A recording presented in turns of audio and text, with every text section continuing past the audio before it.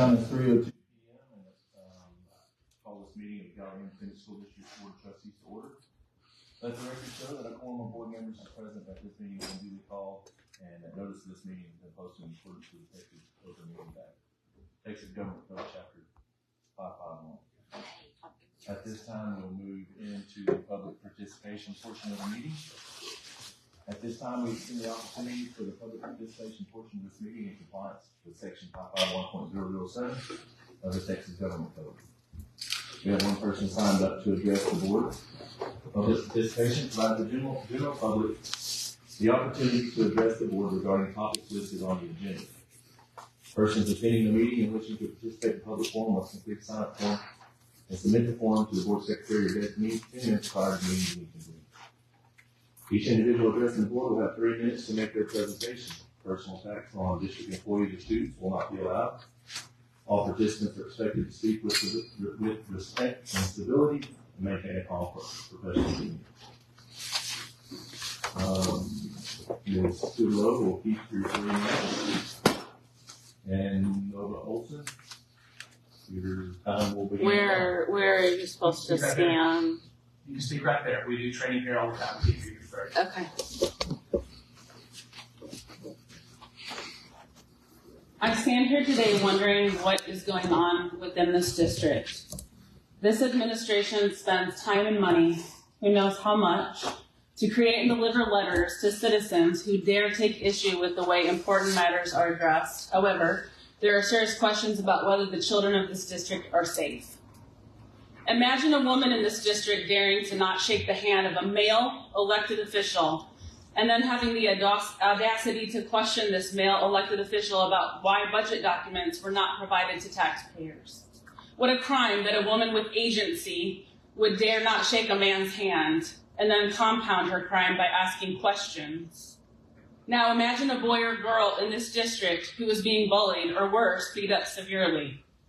Injustice anywhere is a threat to justice everywhere. So I wonder, given the evidence, what kind of agency do they have in this kind of a district? Board trustee. Interesting that trust is literally written into your title. I remind you, board trustees, you have a legal and moral obligation to keep these little ones safe. Safe from any and all kinds of predators and abusers of all kinds, whether they be within or without.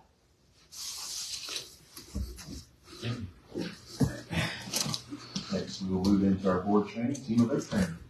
Yes, well, good afternoon, everyone. It's great to be with you in Godley, Texas today on a beautiful Sunday afternoon. We've got a little windy as we were coming in, but it's good to be with you. My name is Doug Williams. I am the retired superintendent at Sunnyvale ISD. I was with Sunnyvale for 16 years, a total of 36 in education, and retired July 1st. And I am currently do a lot of board training. Seems like I'm going to more board meetings now than I was when I was active in superintendency. But it is good to be with y'all. So, Kevin, I'll introduce this guy, and then he's going to take you through a little bit of an activity. So when I started getting ready to retire, I thought, what's retirement going to look like on the other side? And so one of the things that I really wanted to do is I really wanted to make sure that I stayed active, engaged with school districts. And so I called Kevin, who's with me today, and 2 other superintendents, one who is retired and one who is nearing the end of a long career. And we actually formed a company, and the company is Impact Education Specialists. There are 4 of us. Pretty much the thing that we enjoy doing more than anything is just hanging out with each other. You're talking to 4 guys that were longtime friends and worked together on various projects, and we just thought it was natural for us to continue to work in some capacity. We've done 2 board searches. We've actually completed one. We're involved in a second board search. Hopefully, we've got a couple others that we'll be interviewing for next week. But I say superintendent searches, and then we do board training. We've done quite a few board trainings, And more than anything, again, just getting out, continuing to help school districts. I want to introduce my colleague, my partner, Kevin Worthy. Kevin is soon to be the retired superintendent in Royce City, and he's going to tell a little bit more about himself. I will say this, that Sunnyvale and Royce City had the opportunity geographically, we're about 25 miles apart, but we spent a lot of time, really, I guess probably the last 10 or 12 years, just collaborating. So much so that we actually refer to ourselves as either Sunny City or Royceville. And so just working together. But we've also had the opportunity to work with Godley some in the past through getting to know Rich through the Future Ready Superintendent Network, and then also a group we call TPAC. And we're going to look a little bit today at the work of TPAC and how that's really driven some conversations here. So this time I'll introduce Kevin Worthy. Yeah, I'm Kevin Worthy. Again, thank you for allowing us to be here and be a part of this training. This is my second time to be in Godley. The first time was back in 2009 when I was superintendent at Gunner ISD. We played football against Godley, and I think we lost that particular day. And so this is my second time. I'm just amazed at the growth and the vision of this incredible facility and everything that you guys have accomplished. Kudos to you guys. I am 31 years in public ed, and I retire in almost 10 days. December 11th is a little bit under 10 days. December 11th will be my final day in the district. I'm going to help the district along with some transition for their new superintendent and some things that they're looking for. But I've been superintendent of Royce City for 12 years. I came in 2012. Greatest district I've ever been a part of. It's just a tremendous culture that we've been able to establish. And we are a fast growth school district. We grow about 1,100 students a year. And so we are tremendous fast growth, and we build schools every single year, multiple schools. And so we've been fortunate enough to pass 3 bonds, 2018, 2021, and our latest one in 2023, $863 million. And so we've done some great work there. We're proud of it. But I'm ready to move on to the next chapter and do some important work across the state of Texas. And I'll be doing some consulting with some architectural firms and also working for our group, the board training and board searches. So again, it's awesome to be here today. We appreciate the opportunity. That's a little bit about us, and so we want to get to know you. I think we're pretty lucky. Yeah, the reason I thought that Doug and Kevin would be so relevant with us is because they both didn't catch up districts. Kevin stopped 5 or 10 years ahead of us. Yeah. But Doug didn't tell you this. When they hired him, they had just passed a bond. Sunnyvale was K8. They had just passed a bond to build the high school. And Sunnyvale's about our size now. So, Doug's been, Doug's where we are now, and where we're going to be. So a lot of relevance. When I got to Royce City in 2012, we were 4,200 students, and we're approaching 9,000 now. So just under 12 years, we've seen a tremendous amount of growth. And it comes with headaches. I mean, there's definitely some challenges when we have those opportunities to do some incredible things, but you're definitely cramped for space and some of those things that create those challenges. So, And I think one of the things that Kevin and I have talked a lot about is maintaining the identity of the school district. You know, when I got to Sunnyvale, there were 570 students, 60 employees. And so I knew every employee, and I knew every employee's children. And so now that we have 2,300 students and around 300 employees, and again, small numbers compared to Royce, but it's different. And so, but we have intentionally tried to maintain the culture of we say we are 4 campuses, but we are 1 school, and that's kind of been our vision. We want to make sure that that again, it's a very much a student-centered place. Rich, Tell them about how you got your district. we rezone every year. And so we open an elementary school every year. And so one of the things we're going through right now is a difficult rezoning. And I don't think you've ever had an easy rezoning. That's what I tell our team and our board as well. Anytime you think it's going to be easy, it's not. And so it's so difficult for kids to have to leave their campuses and go to a new campus or even change campuses to go to an existing campus.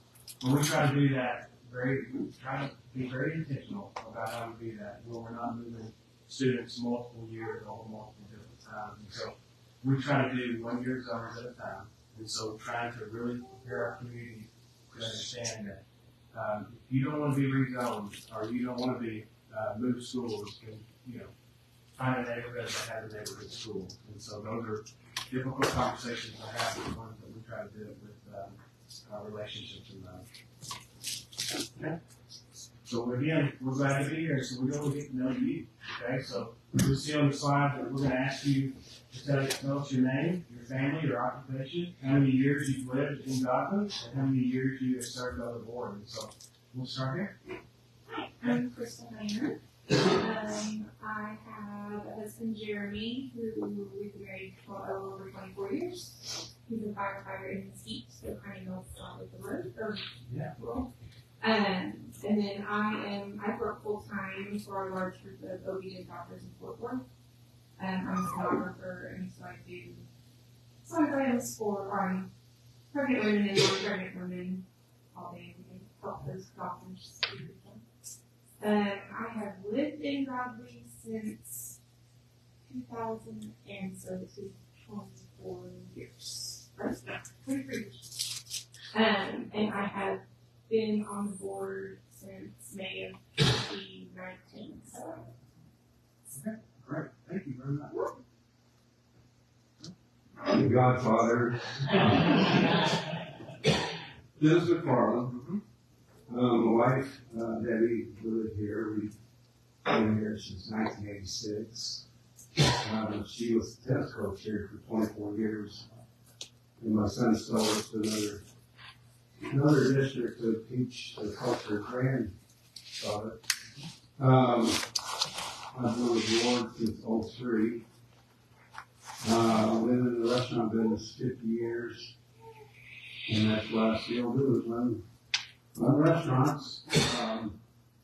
So it's been a lot of changes. I've seen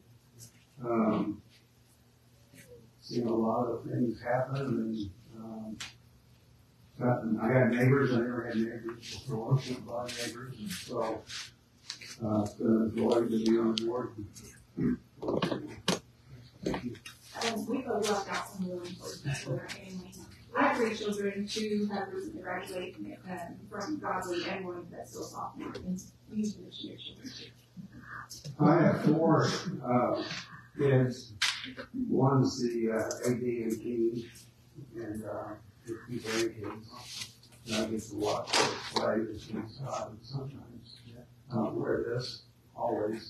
I have a daughter that's therapist, and everybody graduated from here, and she has 2 more grandkids. And then I have a son that's just moved in with us, and his wife and another baby. So when they said, I have a baby, I said, you can live with us. And then, who am I missing? I'm missing another girl who stayed in the restaurant. The only one that stayed in the restaurant is she runs Dirk Kowinski, source in the airport. Some different so I'm very excited about the culinary piece in the restaurant, and so I've got my all ears perked up about how we might be able to help support that in the near future. Thanks for reminding me. I'm talking about the But I know about that. He has graduated from Godley and 2 of mine pretty fast so far. So that's important. Yeah, absolutely. Hi, Kayla Lane. I am a stay-at-home mom, a homeschooling mother, and I also am very involved politically in both the city at the state level and obviously in the school district. I lived in Godley almost 5 years. I have served on the board since May of this year, and I have 3 children. I have an 11-year-old special needs son, I have a 9-year-old daughter, and then I have an 8-month-old daughter. She do? Yeah, she is. I usually travel with her. Well, you got some individuals a few minutes ago. Craig Stevenson, got wife that we lived here in the district for 20 years, on property longer than that. 2 kids that both had gone through the school and graduated. Both of them still live here in Godley. New grandkid, just here 2 months old, so I expect him to go down somewhere down the road. And I've been on the board for 13 years now. I forgot to mention, I'm sorry. My kid did go to Godley. We came here when my son was in first grade and my daughter was in kindergarten. And we did some reading challenges for my special needs son. I did homeschool them, but they were in Godley. Met in the district. I think my family goes back, parts of my family go back to, dirt was created around. No, I have a wife who's been married for 24 years. Our daughter graduated from here. She's about to finish up secondary. That's very good. But I've been on the board for May will be 15 years. Felt like 15 minutes underwater. Last 7 or 8 years, I guess. Maybe it'll be 8 years before president.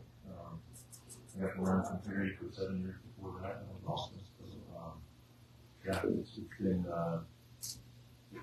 it's been unique. I've learned a lot of things and getting to work around a lot of good people. Obviously, again, not knowing the big stuff that you all have, but just seeing growth that is happening. My daughter, I think we figured out the 6th generation of our family to go through some form of godly school. So, going back to the old prairie schools and that kind of stuff that we're kind of trying to tie back in with the manual of some of our schools now. So it's just cool. So yeah. Your daughter graduated went from A&M and Yes, and math. What sort of degree? Political science. Okay. She's applying to law school. Okay. My daughter graduated from A&M in 22. Marketing degree. First I had a son there, and first I had a son there. My wife graduated there too. She's an engineer for TI, and so we've had season tickets for about 10 years. Yes. And, we do every football game. That's what we do. Yeah, you can't disturb them if there's a home game on Thursday at lunch until like Saturday, Sunday at lunch. Yeah. It's an event. No doubt. We're not that EMB part, so. Okay. Yeah. That's exactly where we were. Yeah. We actually moved this. We moved off. Yeah. I was at the Andy RV Park for 9 years. Yeah. So, yeah, we moved off. That's what we're on this meeting. Rich, go ahead. We'll let you do it too. So I was here for 18 years, came here as a high school principal down there, last year I was superintendent. Their wife, doing English, currently works at Cooks. 2 kids, 8th grader and 4th grader, still here. And they've gone here since 2003. That's awesome. Very well. I'm new to Godley. I've been here since '84. Started my school board service with Dennis and Farland. Felt like I'm the godmother. Just godmother in 2003. Have 2 kids that both graduated from Godley, and one, my daughter, is a missionary in Guatemala. She's a nursing degree, and now is a teacher, following the educational background. My parents were teachers. And my son is graduating PhD. He was actually there for 4 years. So, been here a long time. Love the community. My husband was an area nurse. He's retired from that now. And agriculture was important in the day here. One of probably the top 3 dairy counties in the state at one time. We were since then, farms have sold, people have moved. Absolutely. Absolutely. Well, your son graduated from TCU. He just started in December last year, this time last year. So play baseball then. So Yeah. It was under Los Angeles. That's what I knew how I was leaving. Yes, it was really much Los Angeles. Yeah. And he actually started 5 positions, started in 5 different positions, only working to start in 5 during his tenure there. That's awesome. I bet you're so proud. Yes, very.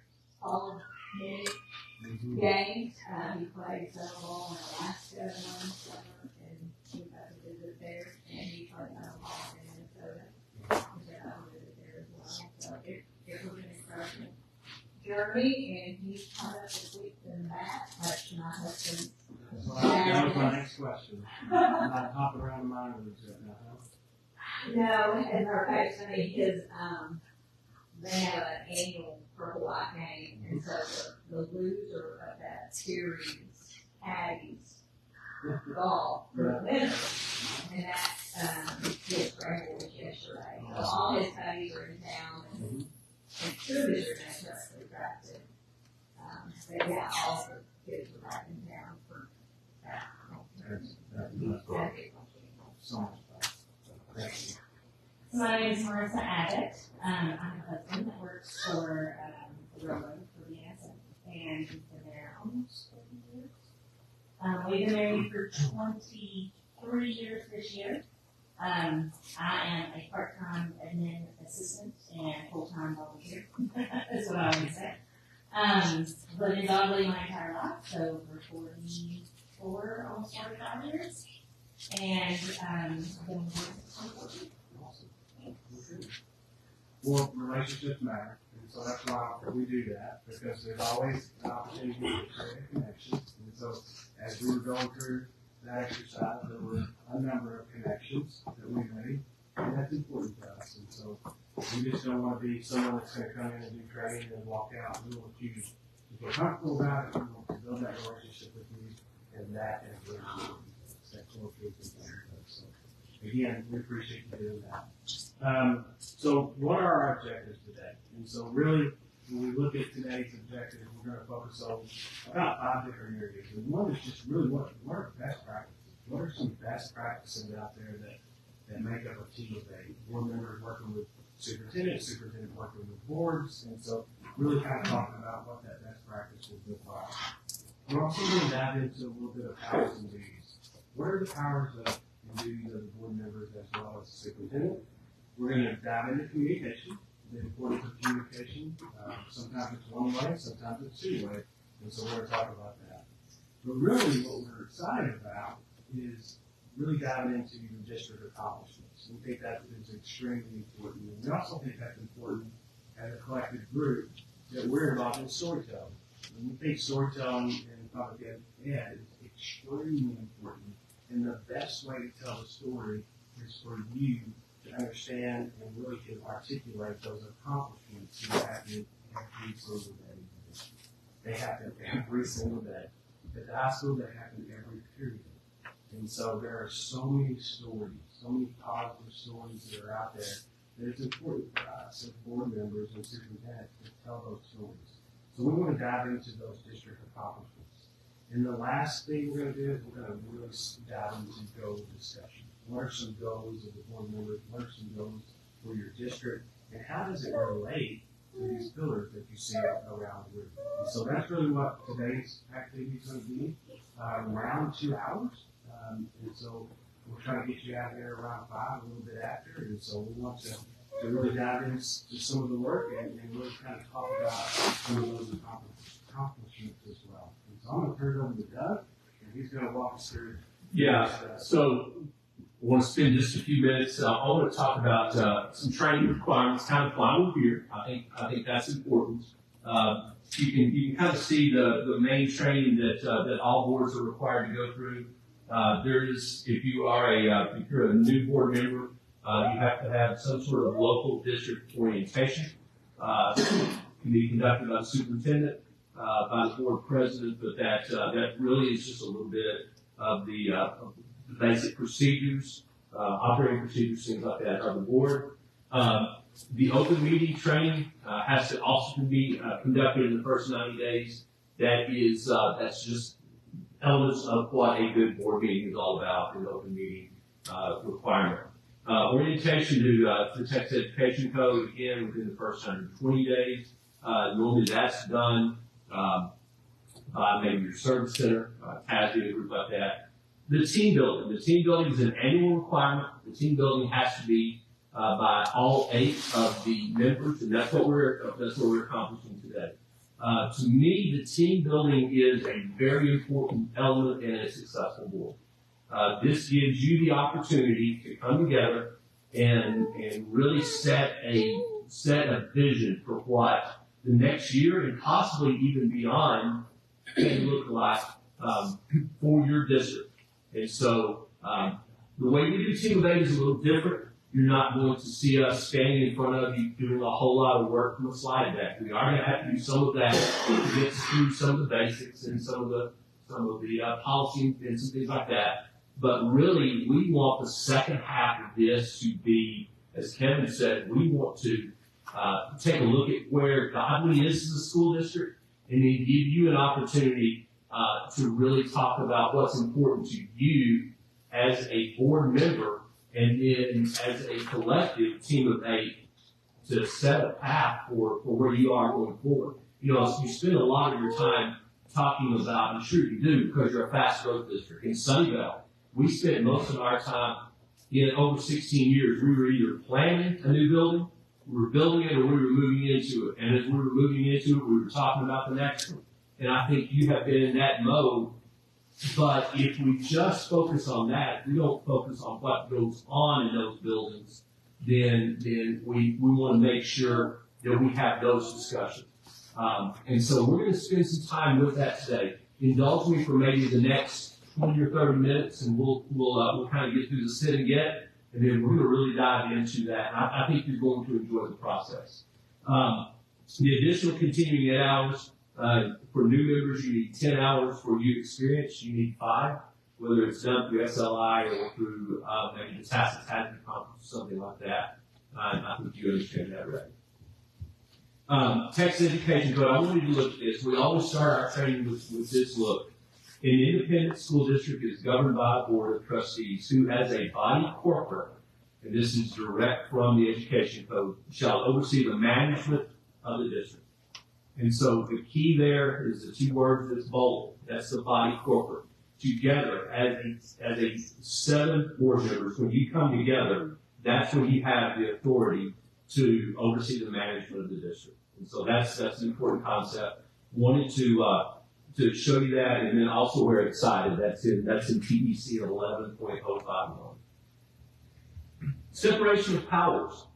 So prior to becoming a school administrator, like many in the profession, I was a teacher's coach. In fact, so much so that I was a head football coach at Winsboro. Winsboro is predominantly known for girls basketball. Had a pretty good football team this year, coached by a young man who I coached 20 plus years ago. But what? Had no influence on that good season. No influence, but he was great because of Coach Williams. I'll say that. But we had, when I was there, I was the government teacher as well, and I love teaching government, bringing up political science, where I think Kayla talked about her work in politics. Rich will tell you that I spent a lot of time in Austin over the last few years. You know, that is my sweet spot.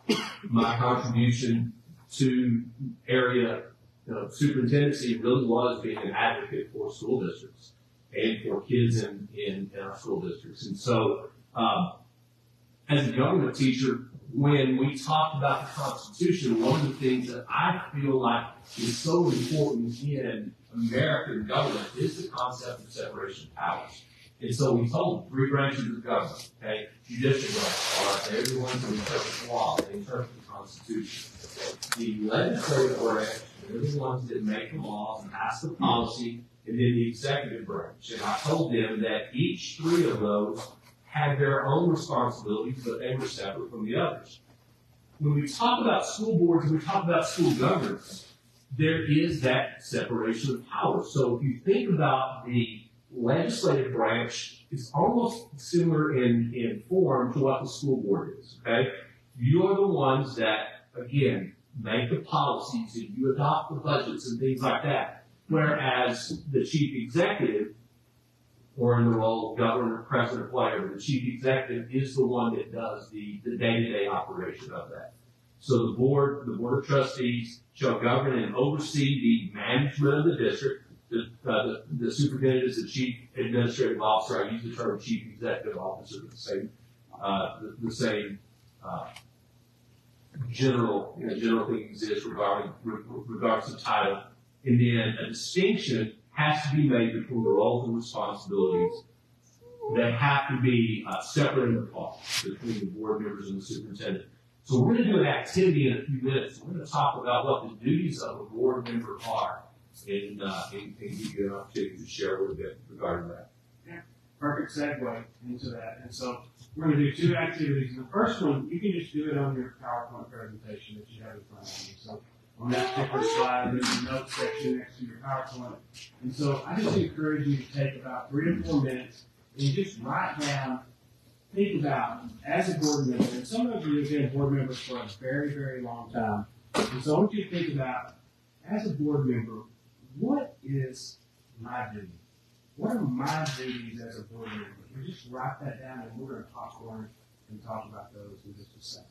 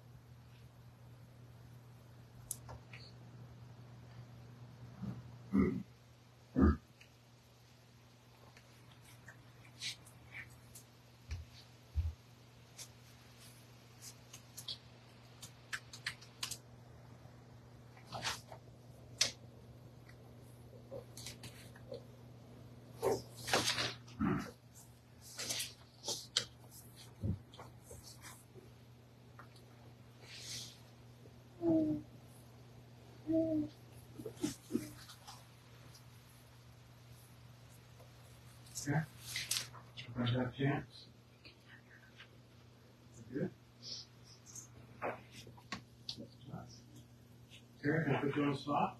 Sure. All right. Terry, what is the major duty what's the one duty that you believe of a board member is important? Hire, fire, oversee, encourage, critique, review, superintendent. Perfect. Yeah. That's the number one. Number one. You know, we were playing Family Feud. That'd be the number one answer. Yeah, that would be it. That would be it. That's a fast round. Yeah. Top 5 answers are on the board. You know, we ought to turn that into a game. We should. Yeah. We should do that. And I had a feeling that that's why I picked on you. But who else wants to share? We're just popcorn. And the quicker you talk, the quicker we'll go home. Approved first. Okay. I'm instead of tax rate. Tax rate? Yeah. First elected. Absolutely. The goals and priorities for the district. That's right. Exactly. Without policy, they're in the best interest of all children. Okay. Yeah. I also have advocate. I have further down on the list, advocate for public school, education, students. Absolutely.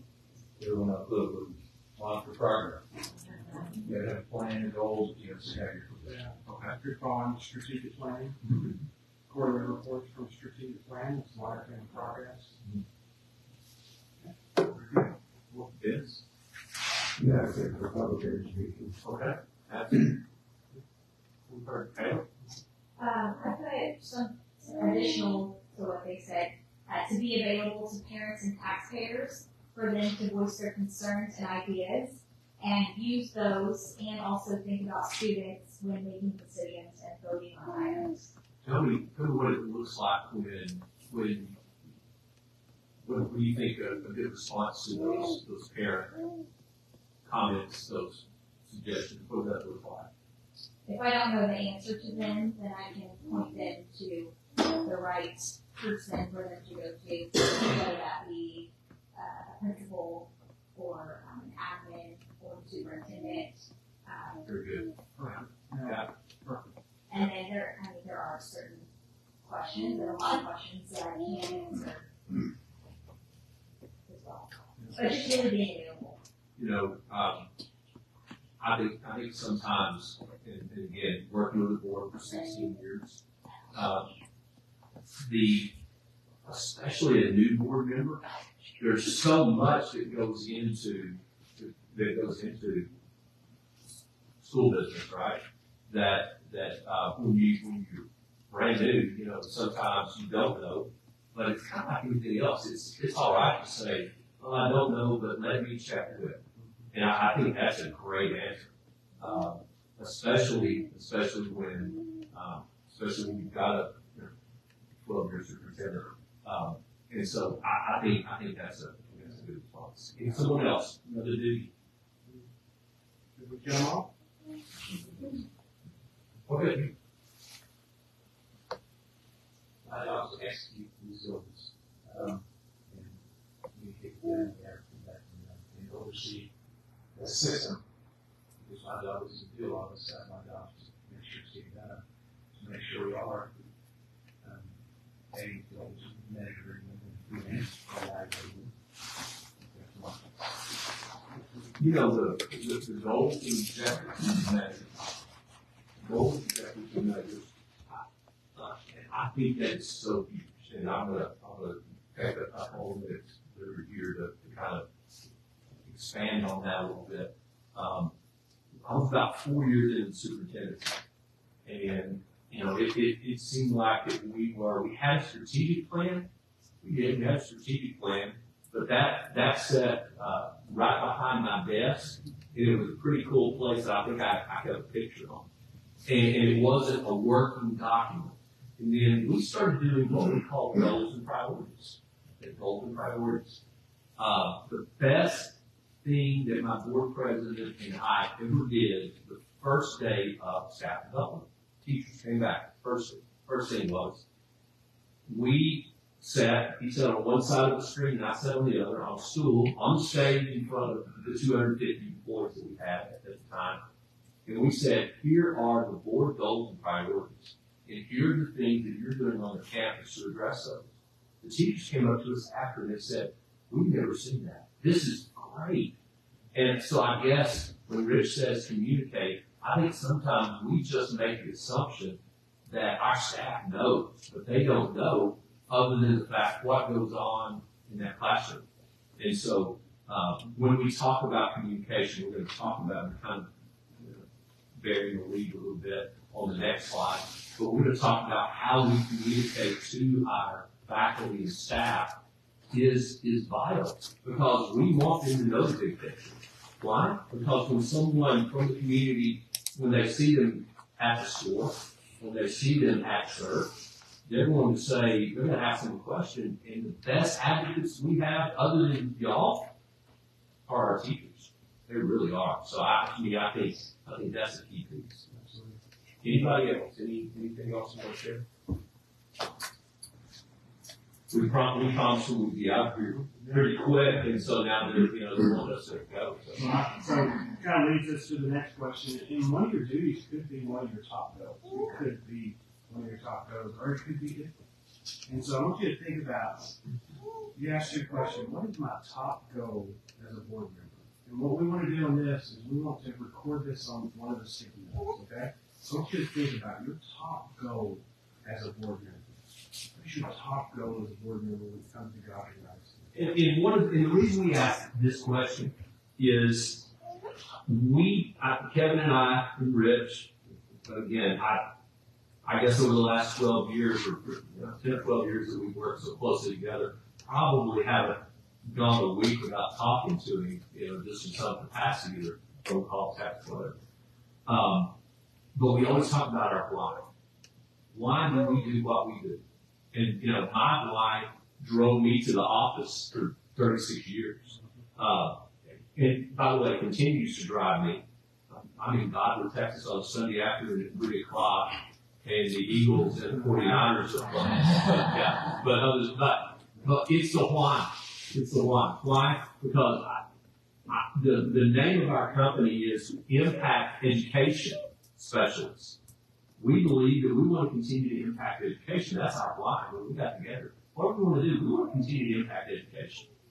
So the question that we ask you is, that top goal does it help you identify your why? Why in the world have you served on the board since 2003? You've got to be a reason. Okay? So think about it for a minute. You write it on the sticky. And then when you're finished, right behind Kayla, there's a piece of chart paper. And I don't know why I drew a line on that one. I just started drawing the line. Yeah, and so just put it anywhere. What is your goal as a board member?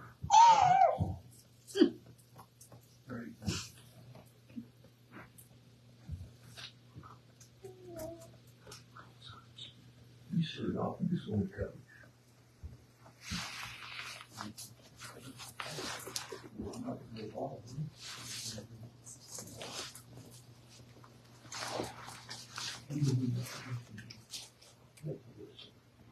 I think I will.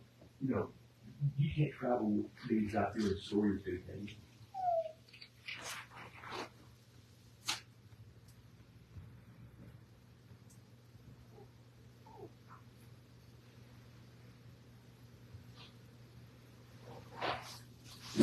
When you're finished, you can go ahead and post.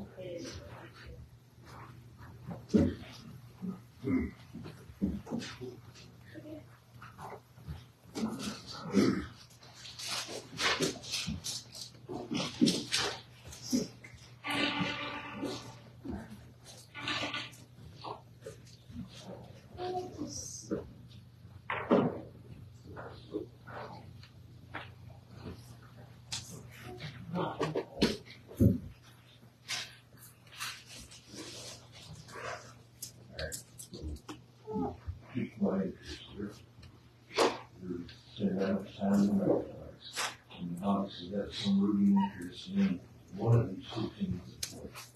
Cowboy fans. Yeah, we want what's best for us. And normally that revolves around what's worse for Philadelphia.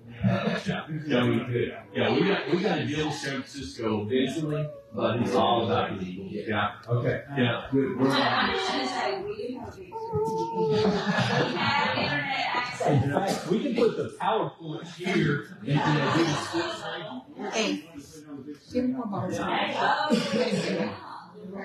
You didn't get one? No. What's funny with us, is we spent during the regular playoff run, if we had to talk business, it invariably just kind of rolled its way back to whatever game they were in. So, we talk about the why, and then we want to hear from you. So, we were talking, kind of having a side conversation. I said, why don't you go ahead and text him? He said, when they're ready. And he's kidding, but coaches were that way. You've heard this story. I was a counselor at a church camp in the summer of 1986.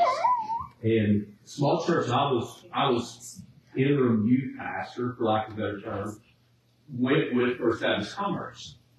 And there was an older coach. He was 3 or 4 years older than I was. He was a young coach, and I got to know him that way. That's the way I started coaching teach. You knew who that guy was? Blake Cooper, one of our partners. We've been around each other that long, and of course, my daughter, my sister, who Krista knows, I think she met 2 or 3 boys from Commerce. We had to chase out of the house eventually, but that was always my why. I went in because I felt like I could help make an impact in kids' lives, right? But at one point, I think you got maybe a little too much about that, so much so that one Friday I heard my daughter tell my wife, "Man, I'm really hoping we win this weekend, or win tonight, so we'll have a good weekend." And I thought, I might have gotten a little too intense on WL at that point. All right, let's Marissa, I want to start with you. I want to know, what's your one goal? So my goal was spread abroad, but I said to represent the stakeholders to the best of my ability and remain focused on mine and their truth. Okay. Truths. Tell me about truths. Truths to me are convictions, things that you feel very passionate about. Okay. Doesn't necessarily mean it's the correct and only way. It's just your passionate truth. Okay. Very good. How about it, Terry? I'm an advocate for public education and government. Okay. I come from a family of teachers. I call myself the black sheep, but I'm the only one that's not an education professional. Yeah. I feel like Oh, you are. I have the education. You are. There's no question. So this is my contribution to education, even though I'm not a classroom, I'm teaching, but the ability to be able to have it. What does advocate look like? What does it look like? What are some elements to be an advocate? Going out there and telling people how great our school is, and that we are educating kids the right way, and giving them the tools to allow them to have their minds. That's very good. That's very good. All right, man. I think, having grown up here and gone to school here, I firsthand experience what Godley High School can and does have offers. And we can all pull out certainly negatives and things that definitely need to improve on at the end of the day for us to live and grow up. So, my goal, and I was that probably for office, so we get a better place than both when I went to school, not to say it was bad, but when I went to school here, and certainly when I did, and all of the people walk away and do their shit, whatever. It's funny you said that, man. It's something that's been heavy on my heart for the last probably 3 or 4 months, and continue to ask myself the question: am I leaving it better than I found it? And I think the answer to that is yes, absolutely. But also understand that there's always improvement. And when I'm working with my board, and one of the questions is, man, we're going to miss you. How are we going to replace you? You're going to replace me with somebody who's better than you. Well, that actually contacted me. No, but one of the things that I always tell our staff is every job opening is an opportunity to improve the district. We have to look at it that way. And I love what you said, because we do have to. Sure, I mean, there's areas that we need to improve on, but we're always trying to continue to improve. And I think that's what board members should do. Okay. So the first meeting narrowed down to one, so I kind of combined 2 together to create one. And that's prepare students for their career and do that with 100% certification. So I'm going to deviate and go take a rabbit trail, as I call it. When I was raising my kids, my mind was made up. Both my kids are going to school, they're going to college, that's the way it's going to be. Guess what? One of my kids decided that wasn't going to be the path. But I learned along the way that not all kids learn the same. And that path for a career is not one size fits all. Every kid, whether it's military, whether it is some a skill set that they're doing, or whether they're in the top, doesn't matter. That's the path that is right for them in the career. Yeah. And so how do I influence that? And that is by making sure that every kid has the opportunity to walk away with a high school diploma and have the education be positioned for whatever that next step is for them. That's, to me, one of the things I love the most about our Links campus. Those kids do not have an easy road. But guess what? They're learning what they need to in order to make that next step. So to me, it's all about prepping the kids to make sure they're learning what they need, they're ready to take that next step. And we do very well with our graduation rate, but 100% is my You know, about 15, 20 years ago, the word college ready was thrown around so much in education. College ready, you gotta make sure everybody's college ready. And we quit using that term about 10 or 12 years ago. You know, and again, I'm a storyteller, and Krista knows Amy Hopkins, who works for her. And We just figured this out. yeah, we just do this. My brother-in-law and Chris's husband work in the Mesquite Fire Department, and she knows my sister who works for Kevin in that small world. She's an educator. I'm superintendent. My brother makes more money than we do. My brother never darkened the doors of college. My brother's a farmer who owns a grain elevator, who now has a contract with Buc-ee's. If you walk in Buc-ee's and look for the deer corn, he grows it, bags it, and sells it to us. Yeah. And never even thought about wanting to go to college. What you want to do is you want to farm, and he does it well. And it's that concept, it's that thought. So I appreciate that. All right, Taylor, let's see further. I pledge to represent students and taxpayers and make decisions to improve athletics, child safety, and to stay true to the culture of our community. Culture of your community, I like that. You know, we talked about that a little in our intro, both he did in Roy City and Sunnyvale. This place has a culture. It does. I first got to know Godley actually when we came here and played football against him. And hard-nosed, get after good kids. They would absolutely put a helmet on, but they'd also pick you, off your hand, pick you up, and we'd get after it again. So that was the first, and then I got to know the district a little more through Rich. But I think it's that there is a little bit of that. Describe the culture. I can describe it from the outside. Describe it from the inside. Give me just a handful of words, because this is important. You kind of have to know that. What is that? Class. Kindness. Neighborly.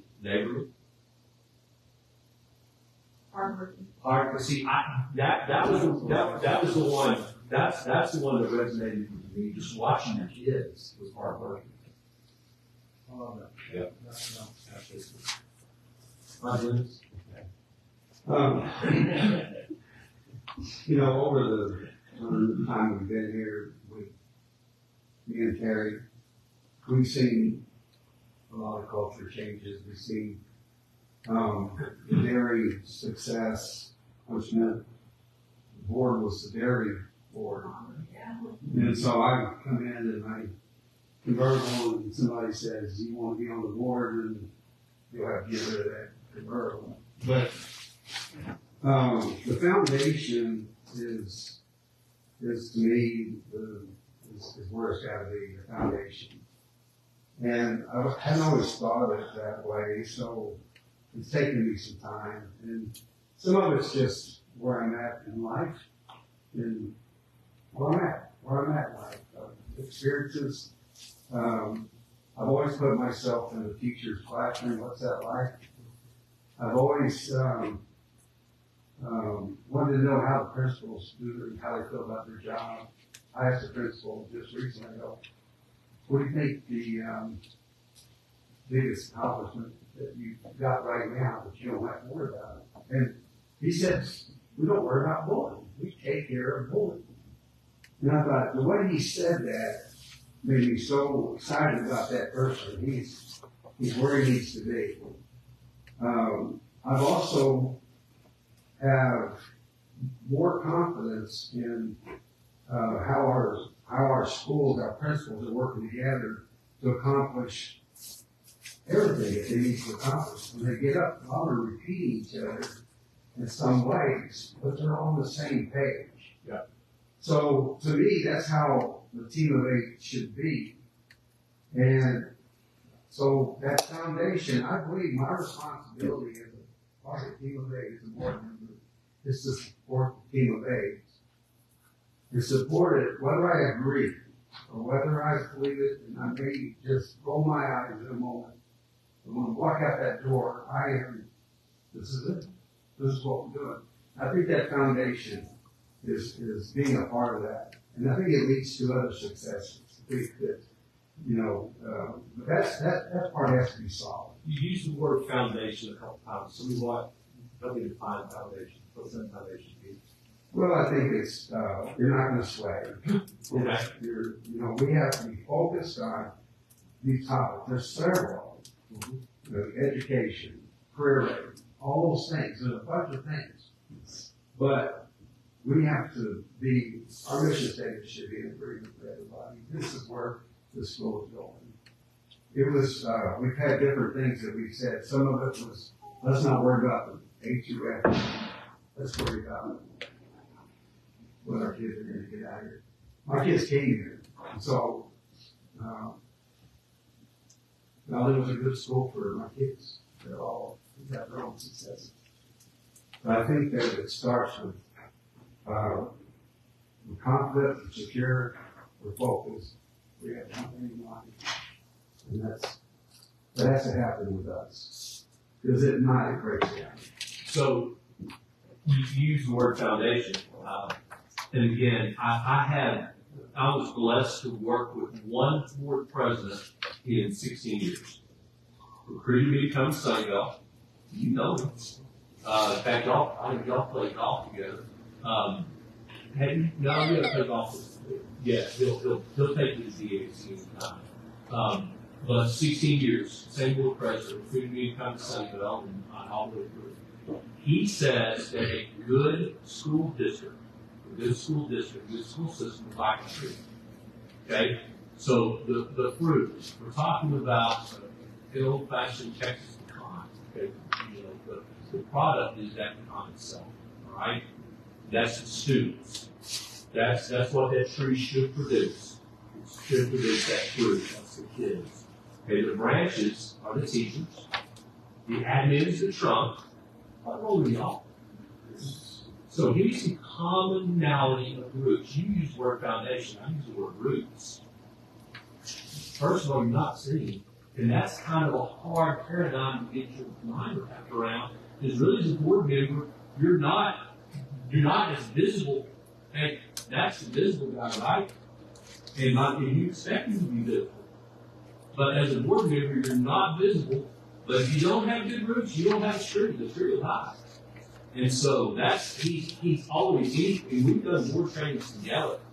And he'll say, the organization is the tree, and you better have good roots.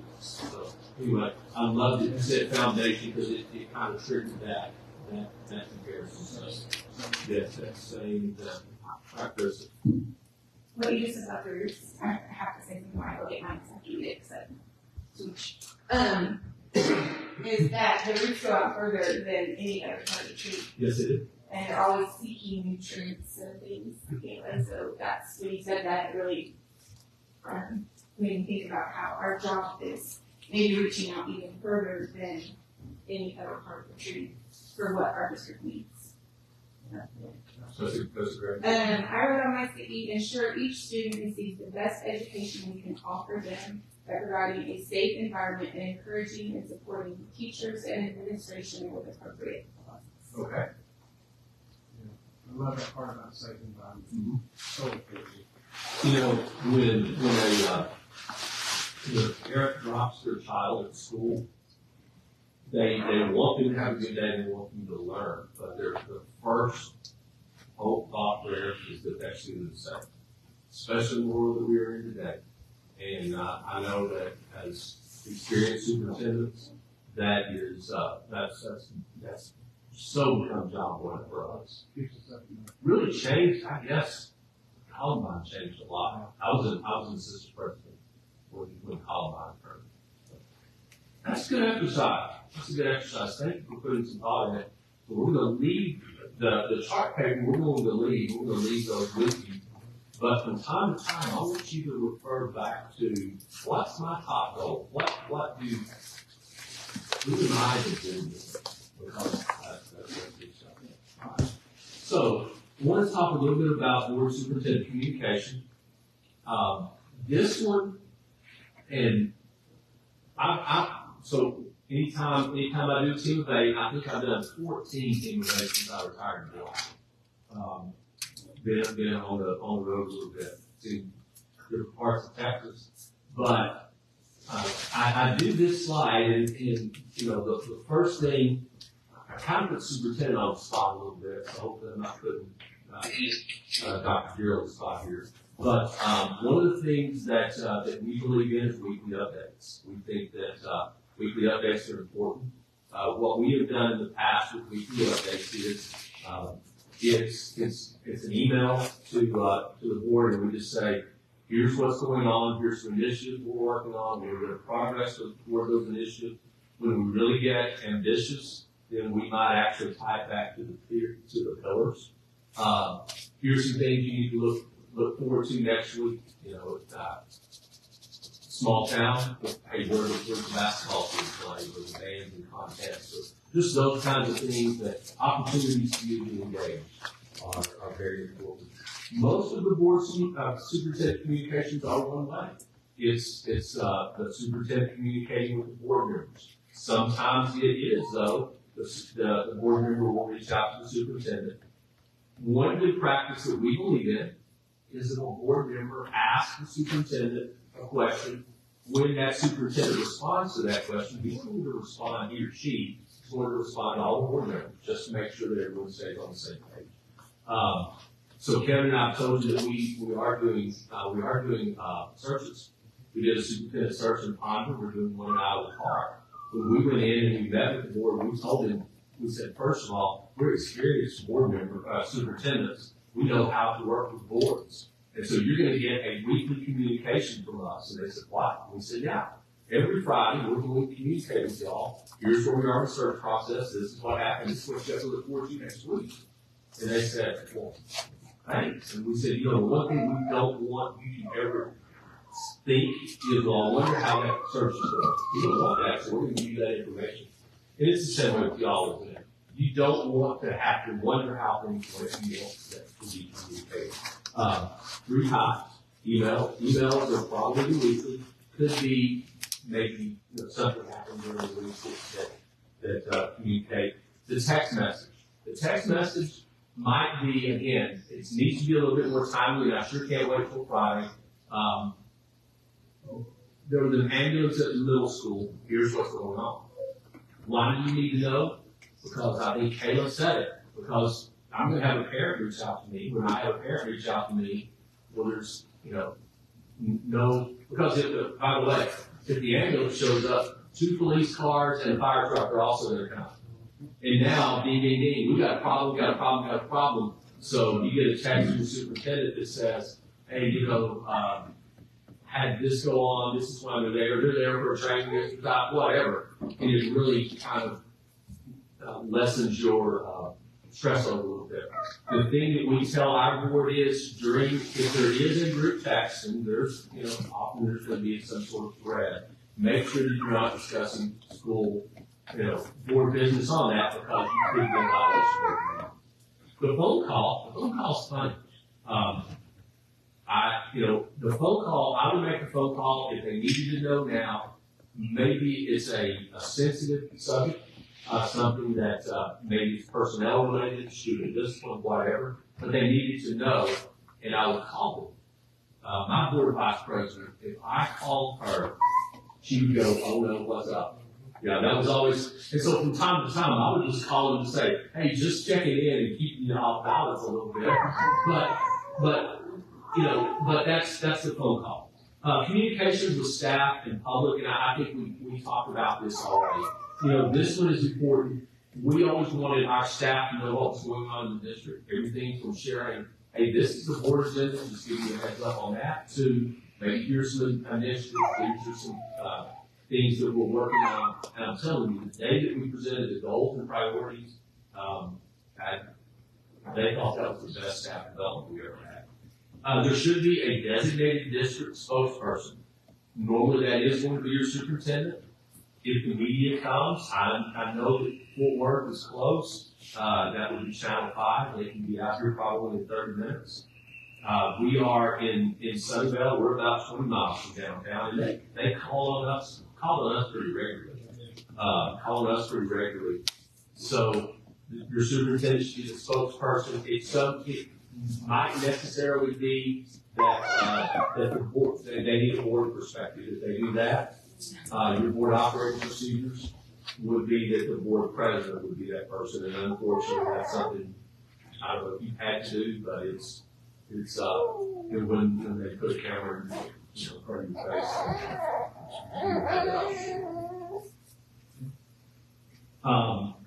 So I have a question. Yes, ma'am. If board members are contacted by media, then I would defer that to You the board president or superintendent. yes, ma'am. And yeah, both. And then just notify them that, hey, I got contacted because, and they may know you because of 20+ years out here, and they have that contact. But you would contact, tell them you need to talk to Rich Deere, and then Matt. I don't remember your last name. Okay, and just direct them to contact. That's right. Hey, did you heads up that? Consistent message. Yeah. Consistent. Yeah. So other things to remember, in closed session, we jokingly say closed session is like Vegas. What's in there stays there. And it's for a reason. Most of the time, the things we discuss in closed session are confidential in nature. It could be personnel, it could be student discipline. Right now, one of the things that boards are having to deal with is security. You're giving certain security updates. And when you get those security updates and they're given a closed session, the one thing that we kind of caution ours not to do is don't go give the classified information away, so to speak. We've got school marshals. We do not identify who the school marshals are. We tell the board in closed session, but we tell them that if you identify the school marshals, you're putting the school marshal at risk, and you're also putting a dent in the security of the campus. So again, just a reminder, I know you know that, but closed session, not that information. Again, who talks to the board, who talks on behalf of the district. Disaster or crisis management is key. The disaster or crisis management is huge, and this is really across the community. If there was a situation that occurs, what we encourage you to do is have a consistent message, whatever that consistent message is. Why? So that one board member is not saying one thing and another board member is not saying another. The superintendent saying something else. And so that it's just that, it's that one message. This is what we know. This is what happened. This is what we know. If you've got any questions, direct them back to Rich at that point. Anything to add on that? Yeah, I mean, that is extremely important. And one of the things that we've experienced in North City as a fast-growing district is a lot of social media, TikTok challenges and things of that nature. So just one prime example, about a year and a half, there was an Orbeez challenge. Remember Orbeez challenge? So there were about 4 students coming to the high school one day in pickup trucks, and they were in the back of the trucks, and they were shooting the little rubber pellets at each other because it was a game. They were videoing and they were putting it on TikTok. Well, you can imagine what that looked like if you go into a high school with 2,600 kids coming in the morning, the parking lot where the students were coming and arriving to school. So immediately, a student picked up the phone and called 911, and boom, you active shooter at North City High School. So can you imagine what happened next? Every law enforcement officer within 30 to 45 miles was in the parking lot at North City High School as parents were dropping off kids. So dynamic crisis control and messaging was extremely important. So as fast as we could get something out, but the most important thing on that was to make sure the board was communicated with first. And so we put that message out to the board and said, hey, this is going out to our parents, this is going out to our community in 5 minutes. Read this. Because what happens, if that happens, if we send that out to the community prior to the board, your phone will probably start ringing with your text message, what is going on at the high school. We want a consistent message when it comes to crisis communication. And I will say, in a community similar to Sunbelt, a community similar to Godley, where everyone is networked and many are kin to each other, if there's not that one consistent message by the time it is shared 3 or 4 times, then you've got 20 different messages out. You've got 20 different what happens out. And so I do think it's important that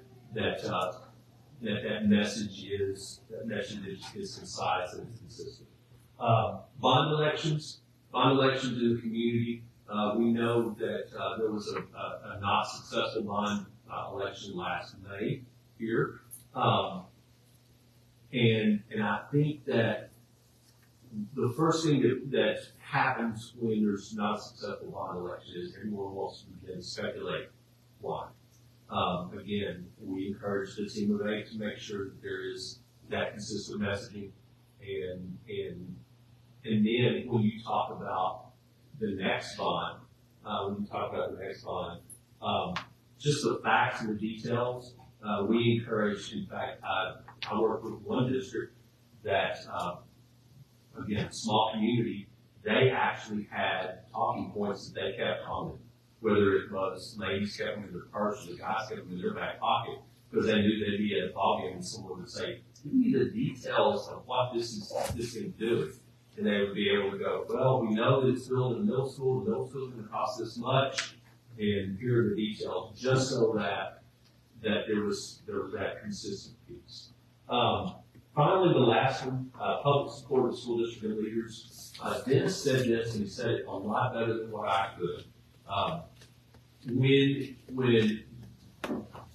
there is no board that has all 7 votes all the time, 100% of the time, there will be sometimes that there will be a dissenting vote.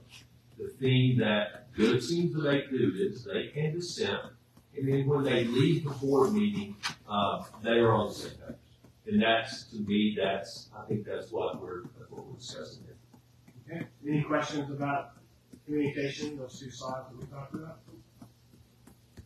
Okay, this is my favorite part here. Let's get into storytelling.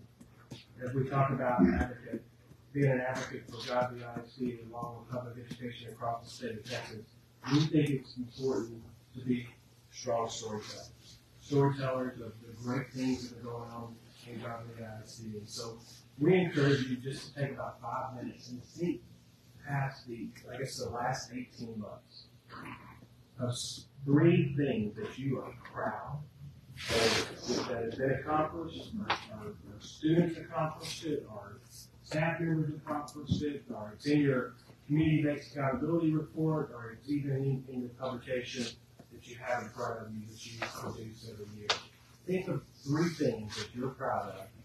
We're going to leave them on your table, because we're going to do an activity later, and we're going to place them under student learning, student readiness, things of that nature. Okay, so a couple items for you. This is your annual publication that your communication department puts out. It's attractive, beautiful, well done. Recognize some of the components of it. So you got this, and then also we have run off your scorecard, and so you've got copies of your scorecard, and so use those, and then safety and well-being, physical operations, professional learning and effective staff, community and engagement, engage well-rounded students, student readiness, student learning progress. Okay? So take a few minutes and think about those three. Yeah, three things. When you are finished, we want you to put those on the appropriate piece of chart paper above the line. Okay? We're going to go above the line with this exercise. Amen.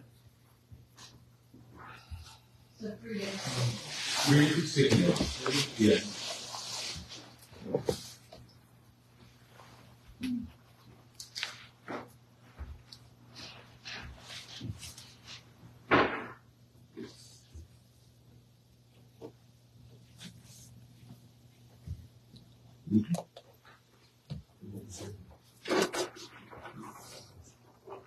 Alright, so, yeah, No, okay. okay.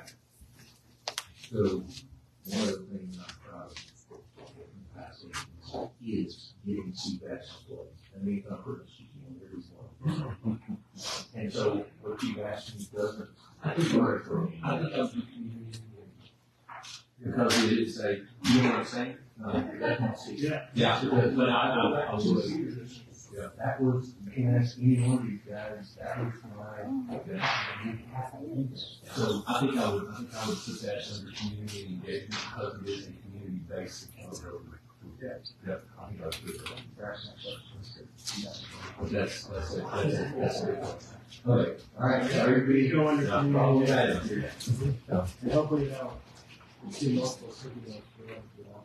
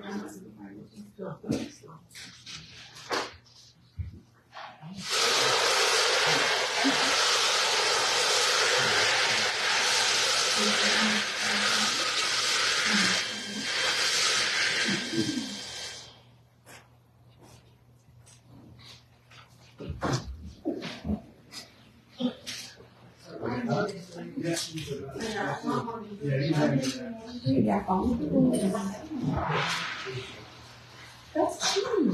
You can't cheat. We could all come up with more than 3.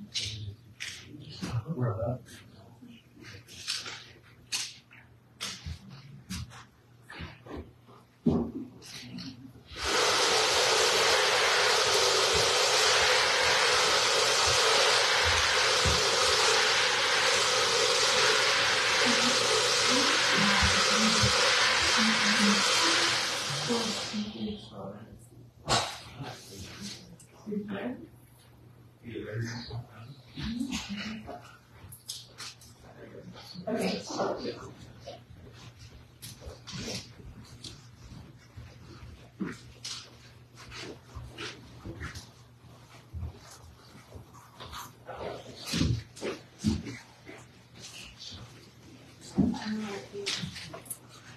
The committee can choose 5 teams, or we can choose 4.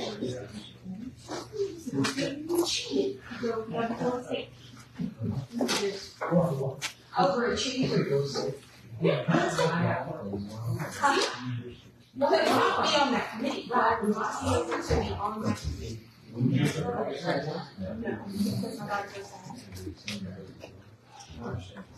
And usually all seasons, the Alabama schedule is not on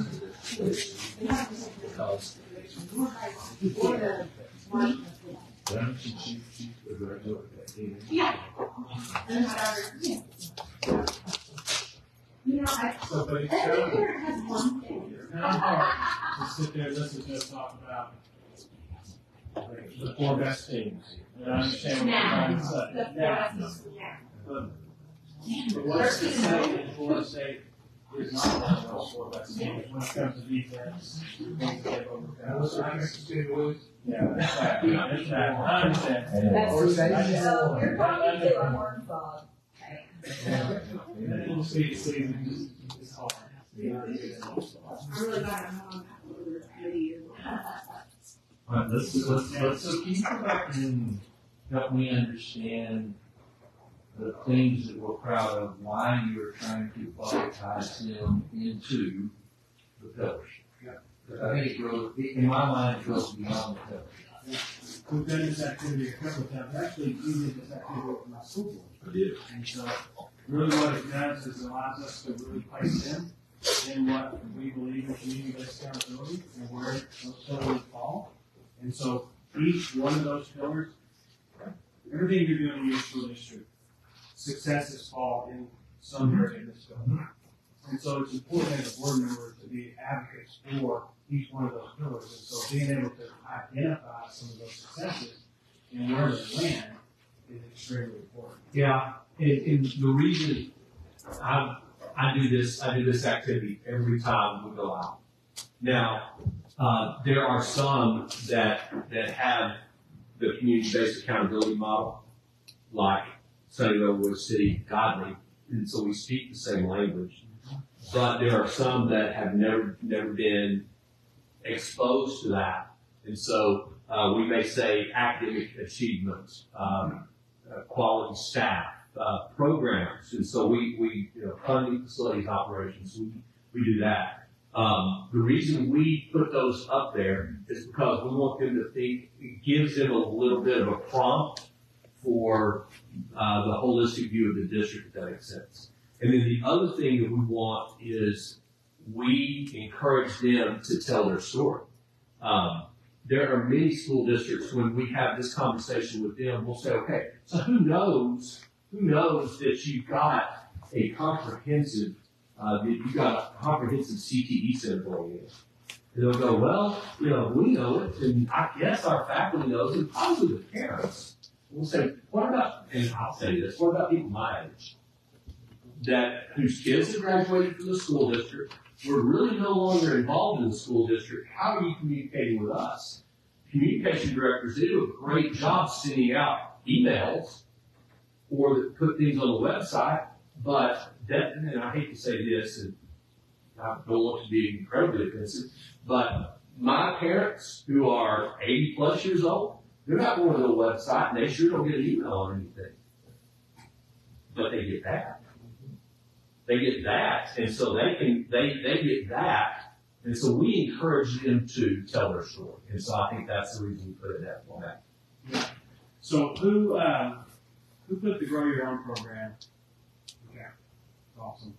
I saw this in your report a couple of days ago, and I'm just in awe because you guys are on the forefront of your growing your own. Okay, it's important to continue to grow your own. So we had the same program in West ISD. It's called the Rise Up program, and we partner with Teach Worthy, and we partner with IWU, Indiana Wesleyan University. So we are Capturing Kids Hearts School District. If you don't know this, Teach Worthy is a component of Capturing Kids Hearts program. There's another component called Lead Worthy as well. It's the old leadership classes for secondary schools, and so I love this particular program, but I got a funny story about this program. Okay, so I've been in North City for 12 years. We've been Capturing Kids Hearts District for a number of years. We're a national showcase district for Capturing Kids Hearts, and there's only 11 across the nation. We're one of them, and it's about building relationships. Well, one of the things that we had our students of the Lead Worthy classes come and speak to our board about what they do on their campuses in building those relationships and also creating that in climate that they're so important. And so they're called Lead Worthy. My name is Kevin Worthy. Okay? And so when this wonderful eighth grader is standing up there articulating this program called Lead Worthy, In that presentation was over, I had 2 board members. Did you name that? we really like you, but why in the world did you name the program after yourself? I said, whoa, wait a minute. This is after because I had nothing to do with it. So every time I see the word lead worthy or teach worthy, I think of that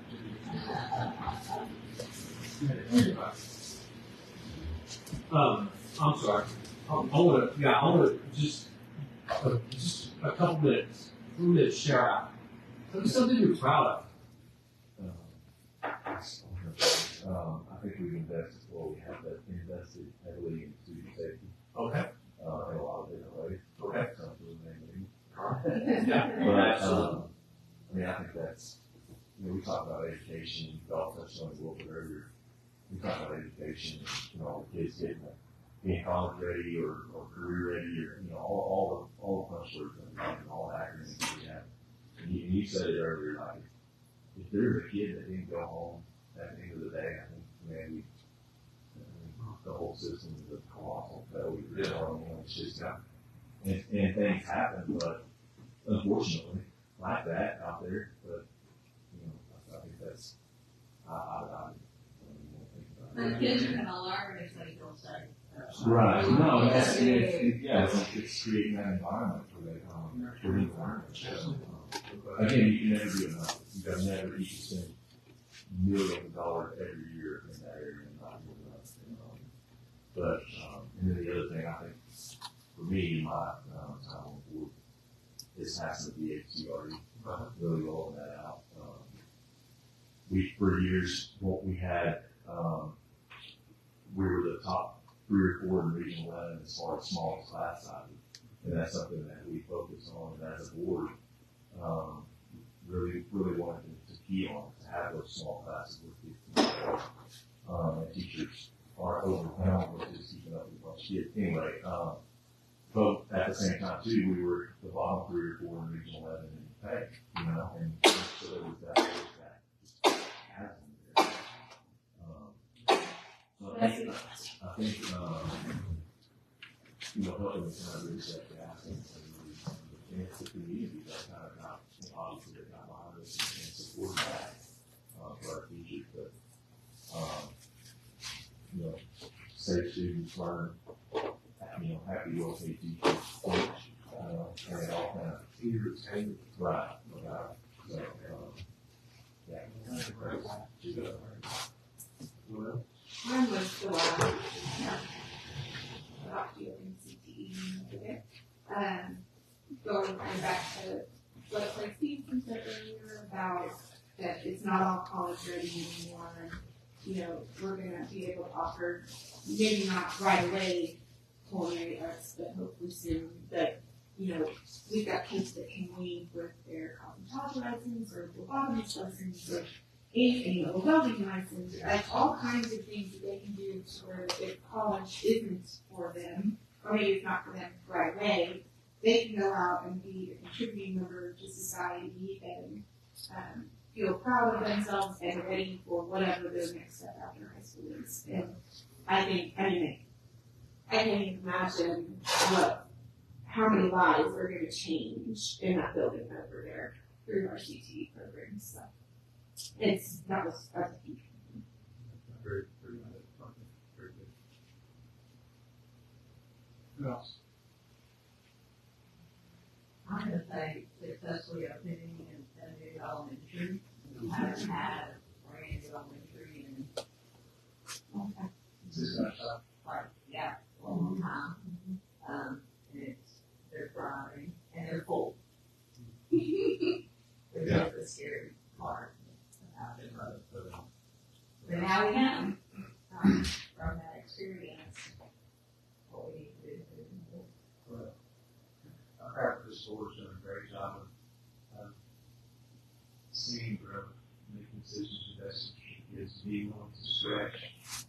We stretch because, all the small towns stay small, but we're growing. And Matt always tells the story about when we're building this for 18 months every day when we got out in December because, and this was It was so straight time, we thought it was so much. But And it wasn't that long ago. It's not even 20 years ago. But then in that street, it's shot by like every morning. You know, I like to do just like this, burning and pick myself. And what we're doing the right thing, you know, and explain that the cafe and all the old farmers and stuff that you grew up with their kids, or you grew up around them and stuff like that. I thought, man, they're going to be on my own family. I got my somewhere to live, you know, and then a couple of years later, we're, 3 years later, we're adding on to it, you know, it's like, we didn't know it big enough, you know, I mean, it's good, yeah. Yeah, I'm sure, yeah. so these guys navigated such a such a crazy construction environment, and a lot of times we engage with, our sons are around a little bit, just, we have to deal with, but they just, that's just a great job of leading through all this. It's their own communities, it's sad. So we're going to look forward for a few minutes. We're going to transition. Creating a vision for the future of ISD. How did your workplace change the last 10, 20 years? What did your workplace look like? How did it change? And say Where you work? I'm a firefighter, and we're through tests on fire engineering, like that, working on Okay. on one of my shit. That it goes back to the safety aspect. Okay. Technology. Technology is absolutely, when you think about where we were 20 years ago compared to now, no question. Restaurant business. Well, social media has out of control. Used to be Yelp was like the biggest sphere of conversation that I'm looking a positive avenue, but it's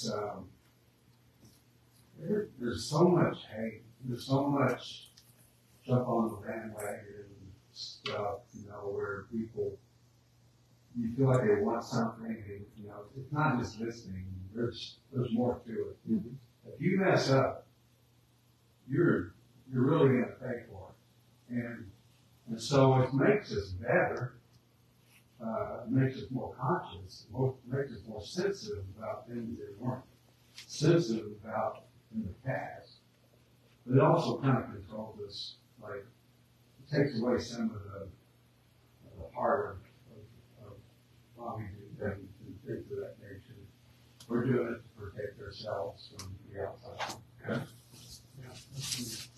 How would you help you? So you can change that from 10 to 20 years to the last 4 years. And that has obviously done a lot in education as well. I mean, gosh, we didn't sign up for COVID, but we got to deal with it, and I was so proud of our district being the first district open in the state of Texas in the fall of 2020. And as soon as we came back, we were talking about how we get those big masks off of our kids and teachers. And I was proud of us because we waited until we could get our teachers vaccinated, and then as soon as we could, when we took those, it was made an option and not a mandatory thing again. So things around here changed. But in my job, I have to stay a little longer, but that has changed. Yeah. And the calendar was just open. All this happened. Well, we talked, we come to you guys and said, hey, we still want to open here. And you guys said, yeah, let's do it. And I remember you said something to me, you said, we're even going to show them how to do it. You said, you're on me, so you're showing how to do it right, how to do it wrong. And you guys, exactly, you guys gave us a very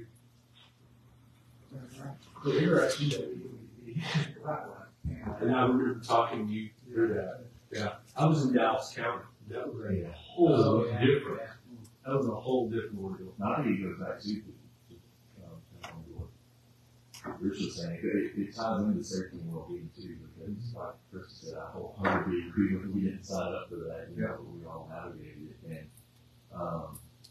but at the end of the day, I'll speak for myself, I didn't believe in that, that's my personal belief, I didn't believe in any of the stuff, crowd immunity, whatever you want to know, hold right, hold it down, in there, but, I knew what my personal beliefs were, but I was making that decision based on me. I was making that decision based on thousands of kids and staff members, you know, and I think at the end of the day, man, it's a tough decision to sit there and say, is this the absolute right thing? I know my personal belief, but is it the absolute right thing to come back this week? And what if we're wrong?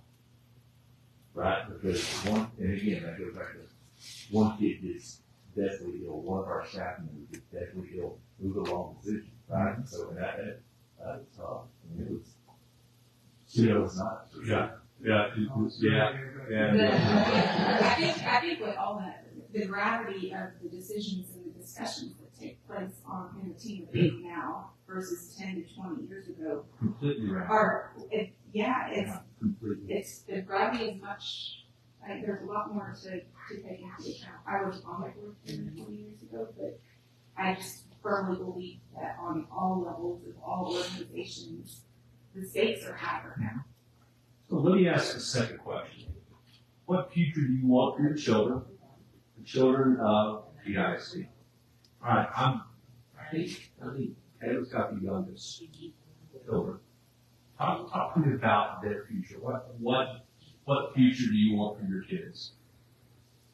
I'm going to put you on the spot. For me personally, as a mom, and I put it over there, I'm excited that we have an early literacy coordinator because that's something that I have to really fight for my son in this district. And I know as a state, reading is, kids are struggling to read. I don't know what the magic bullet answer is there, but reading for me is so important. I actually host the Godley book club in town, so I love to read. Reading is super important to me. And I actually struggled to learn to read as a kid too. And had a really good secondary teacher that sent me after school and helped tutor me to learn how to read, and now I'm an avid reader.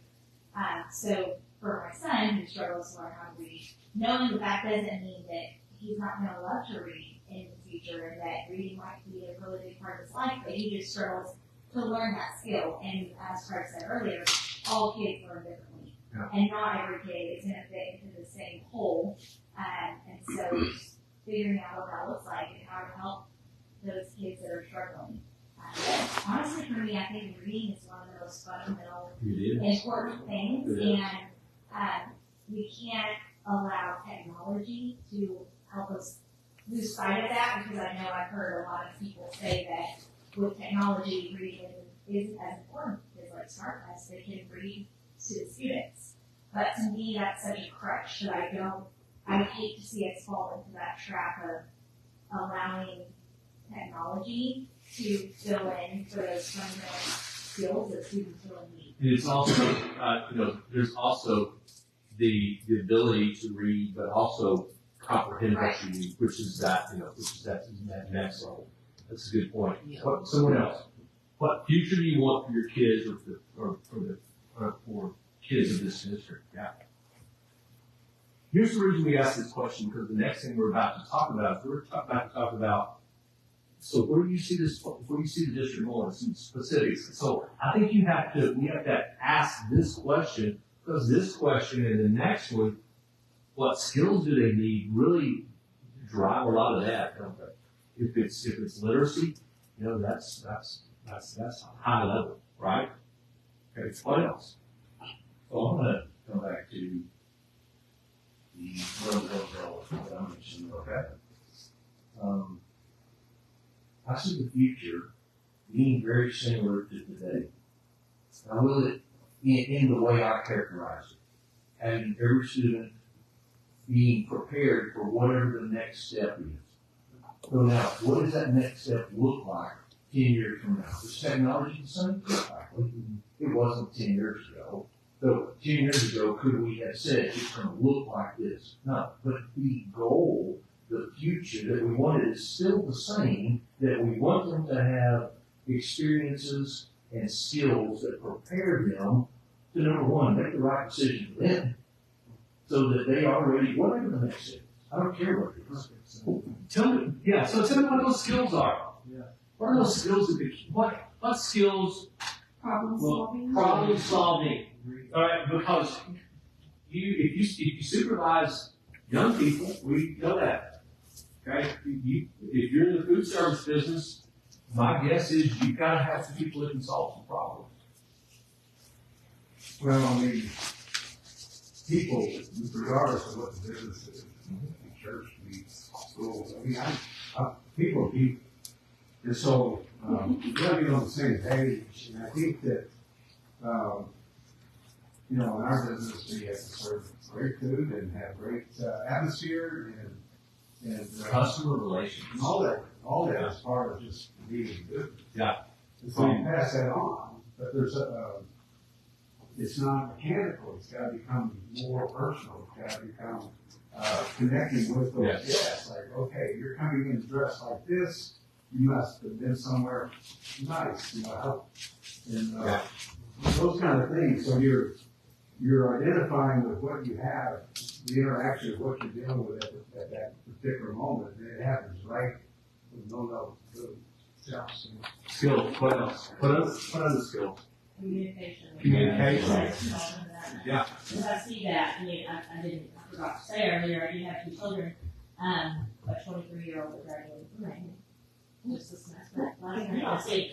And I noticed that with my children, they have to have communication, and my son can talk to that piece of glass. He can talk to anyone, but there's so many that can't. I mean, I see my daughter, which is the polar opposite. She's very reserved. She doesn't have that, or she'll walk up and just talk to somebody. If I tell her to order her food, she usually looks at me. So those are critical. I mean, communication is so critical because, I mean, my son has now gotten a job, and it's because he knows how to talk. He knows how to BS, as they say.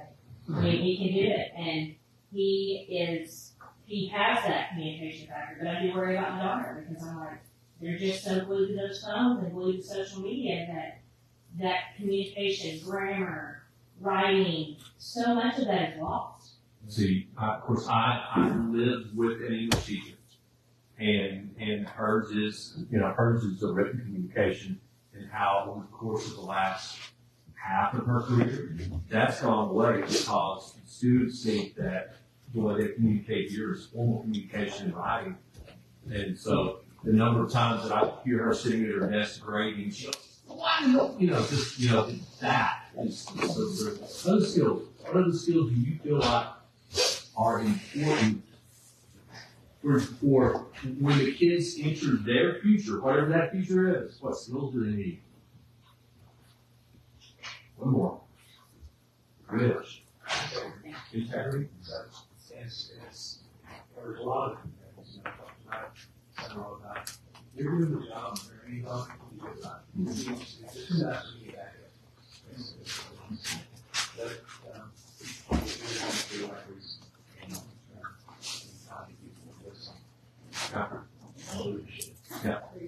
Leadership. All right, so get your post-its out again.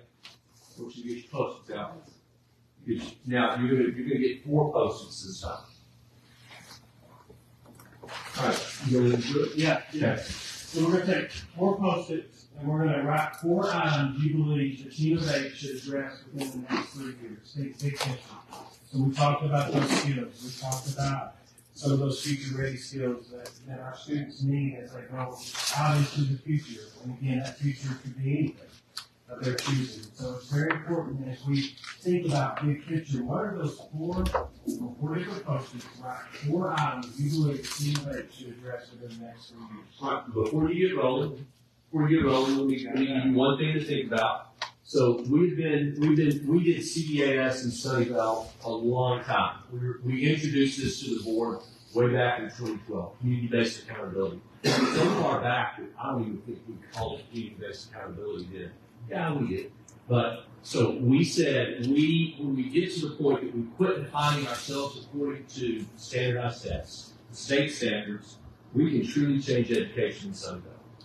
Do you want the state standard, this is the minimum, or do you want a standard that we will define? And they said, we want that standard. So we came up with our own report out, something similar to this. Ours was numerical. But in our numerical report, the first time we went through the rendition, we evaluated ourselves very low in STEM education. Across the district, very low in STEM, and we were medical, it's a medical community, it really is. So the board said, we have to do something about that, and they funded STEM positions, standalone STEM positions. Now what we are producing is, every year, we'll have 2 or 3 kids that will leave our system and go to A&M to enter the engineering field because of that commitment to STEM ed. So here's what I'd like you to do. Look at this document. Your own experience, this document, maybe the community report, to say, hey, here's where we are. This is the data. This is where we are. Where do we think that, as a board, where do we think we need to go? Okay? So we'll add an instruction. I promise we are close to the end. Yes.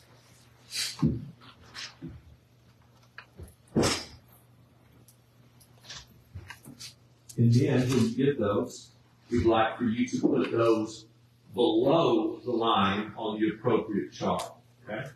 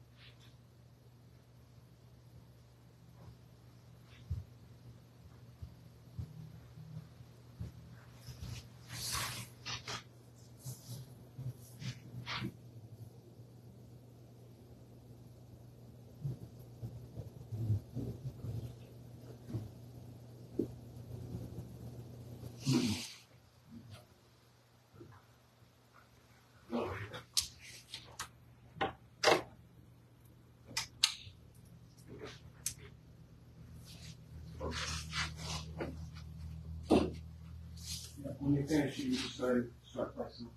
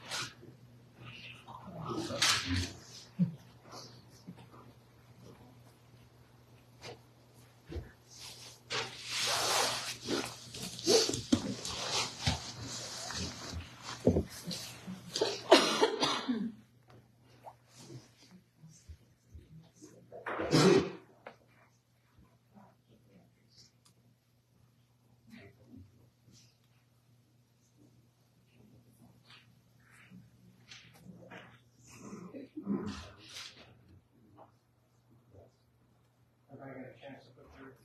You have one more? Kind of track wrestling. Yeah, I understand.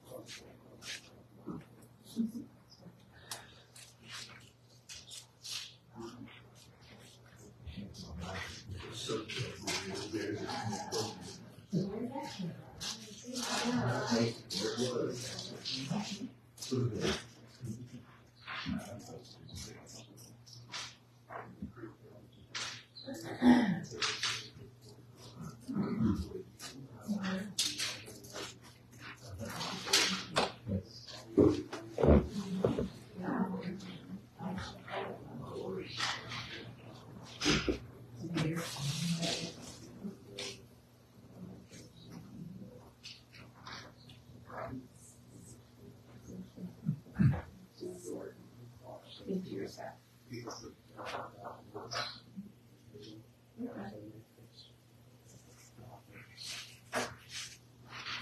Okay, so while Doug is sorting, okay, we're just going to go around the table. We're going to do one of your four. I just want to pick one to talk about, and we'll start over here. I know which one you're going to pick, because it's the one I'm talking about. I picked student and staff mental well-being. And I walked over to her and I said, I'm so glad you put the word staff, because it's so important to continue to focus on the staff. And I think a lot has happened since 2020 that has caused that really to make sure that the staff is safe. And one of the programs that we created in the city I was talking to her about is a program called LifeWorks. We partner with a group called LifeWorks, which allows our staff to have one-on-one counseling with an individual if they're in the need to. And so really, really important. I think that's why you're seeing grow your own programs popping up, because we are losing people out of the profession for that main reason right there. So I'm glad you said that. So that's definitely a goal for the next 3 years, that you continue to work on and make sure that we're trying to accommodate the staff. Well, I mean, we were at a thing in Georgetown, where we were showing Hopkins and the Hopkins thing. And one of the things they said was, they gave an outlook of what we're going to be 35 years from now. It's not 30, but, and so it's kind of doom and gloom of people, you know, not just hiring people, but good quality people. And so I think that we're going to be dealing with staffing. I mean, I don't know if there's anything getting into it. So, one of the issues with that is sometimes we might just bend down a little bit below the standard level and bring someone on to fill a need. And we certainly got to be careful with that, with supports what the Grow Your Own program is. I don't think we'll ever get away from that as a topic. I mean, I had security, and security is just, it seems to be, you need more challenge, you know, putting glazed windows in, or what's going to be the future of that? I mean, security and that, I think, are two hot topics that we'll always have. Absolutely. And there's a balance there too. You know, the security is the number one priority in North City. We make sure that we're doing everything we can. We also don't want to take away from the instructional environment with too much security. So there's a fine balance there. So you can't ever have that. Taylor, what's one of your points? Kind of what Chris has said, to solve and address bullying. I just heard too many horror stories lately, and one that hit really close to home. And then to take every case seriously in that, to that child, that bullying can be the end of the world, and it can seem like the end of the world in that moment, even if, the administrators may not think it's that big of a deal, it could be that big of a deal to that student. They're really taking that seriously. Teacher pay. We know things cost more overall, and we have to keep the teacher pay in order to keep the teacher retention. We're not that far that, who knows, a Burleson, a Fort Worth might be paying more, and we've got to keep the lights on. So, but we want to keep those. I'm glad we have it. One of our objectives is to keep life-changing teachers in every classroom. Yes. So, one avenue of that is pay. Well, I'll how you describe that. So that's one of your board goals, objectives. I love that.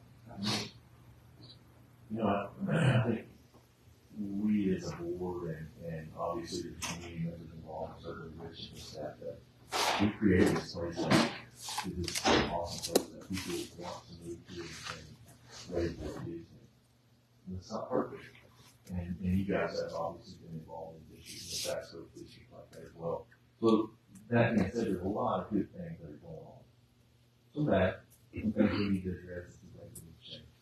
And certainly people are like with our last line, people are really quick to point out what's wrong without providing solutions, and at the end of the day, I guess, the solutions come from here, and the buck stops here, and we've got to address that. So I had, possibly addressing growth, staying ahead of the curve, and then, or trying to stay ahead of the curve, and then, but staying true to our roots. We're talking about the tree roots. The top of the tree, everybody sees these big beautiful buildings and all this stuff, but there's a lot of stuff under the ground going on that's really important and that's happened in the past. And it's kind of got us to look out there. And those roots are going to protect those core values. reputable, especially for Godley ISD in the city of Godley. Rich? My two deals were exactly what they just said. Like Mike said, as we grow, being proactive and addressing growth, so as we grow, keep the small town mentality here and state recovery. But other one was teacher pay as well, but through we talked a lot about, we partner with businesses and do kind of work on Justin's done over Horn, our CTE program. We bring in businesses and then our students get to those businesses, they're kind of ad hoc professionals now, they're helping teach our kids. And then we can use maybe some of that savings to say teachers that we do have more because it's harder and harder to keep doing a lot of changes. Yeah. And those people run the real world. You run the world experience.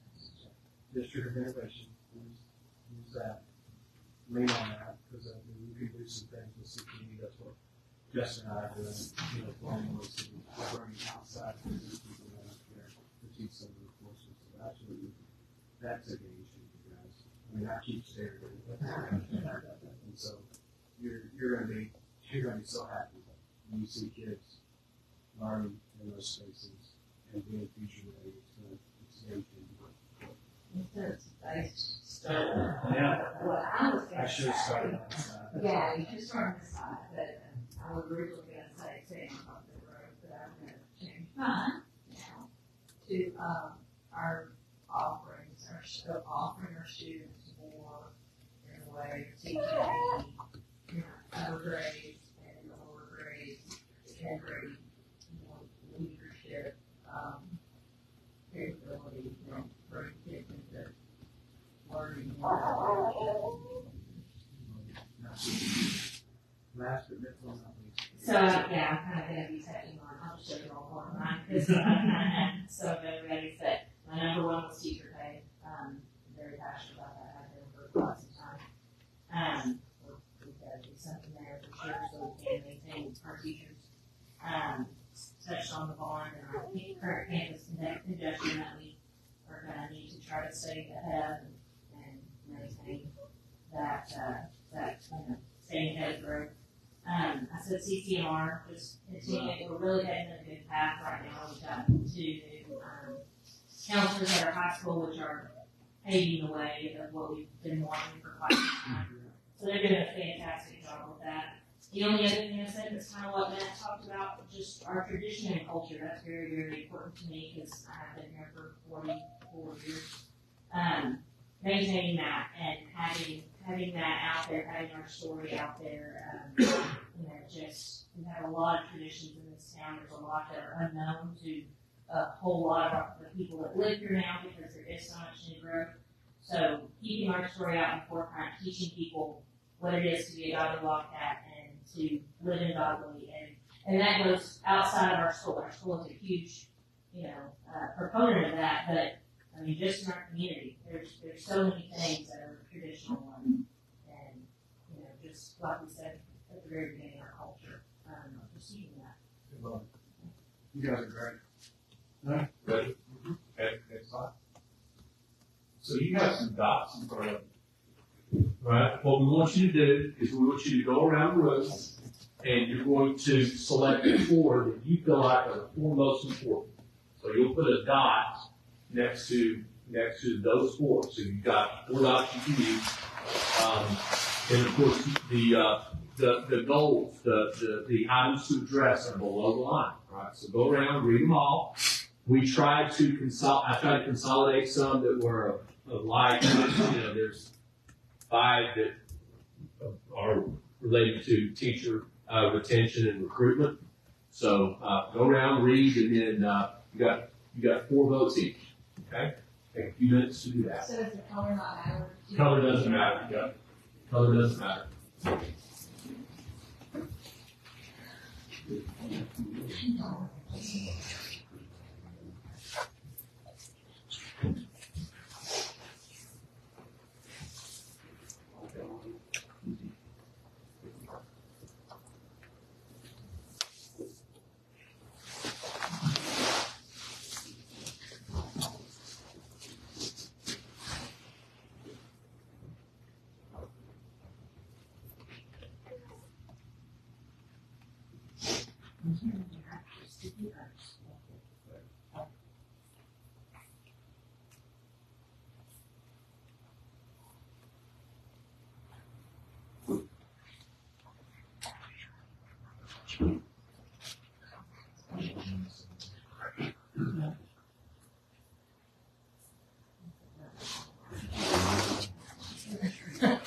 Yeah.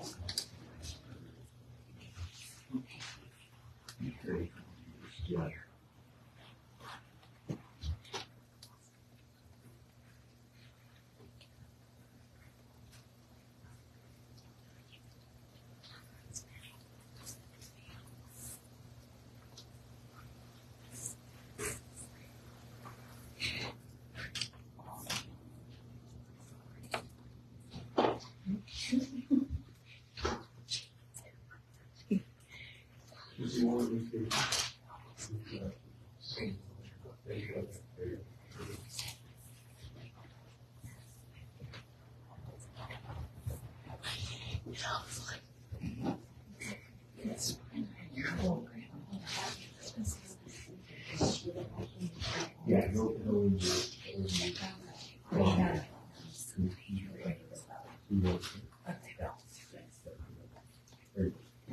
Oh, sorry.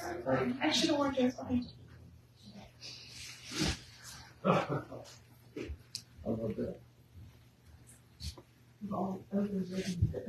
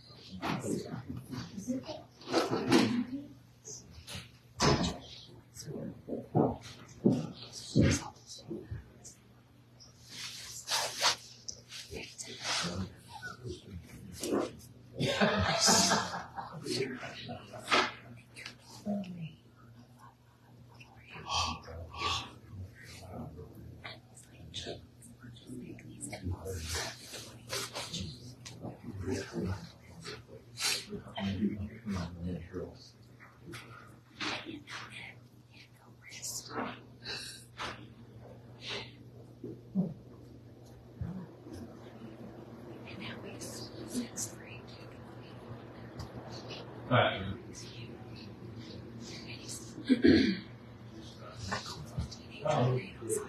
Sorry. Here you go.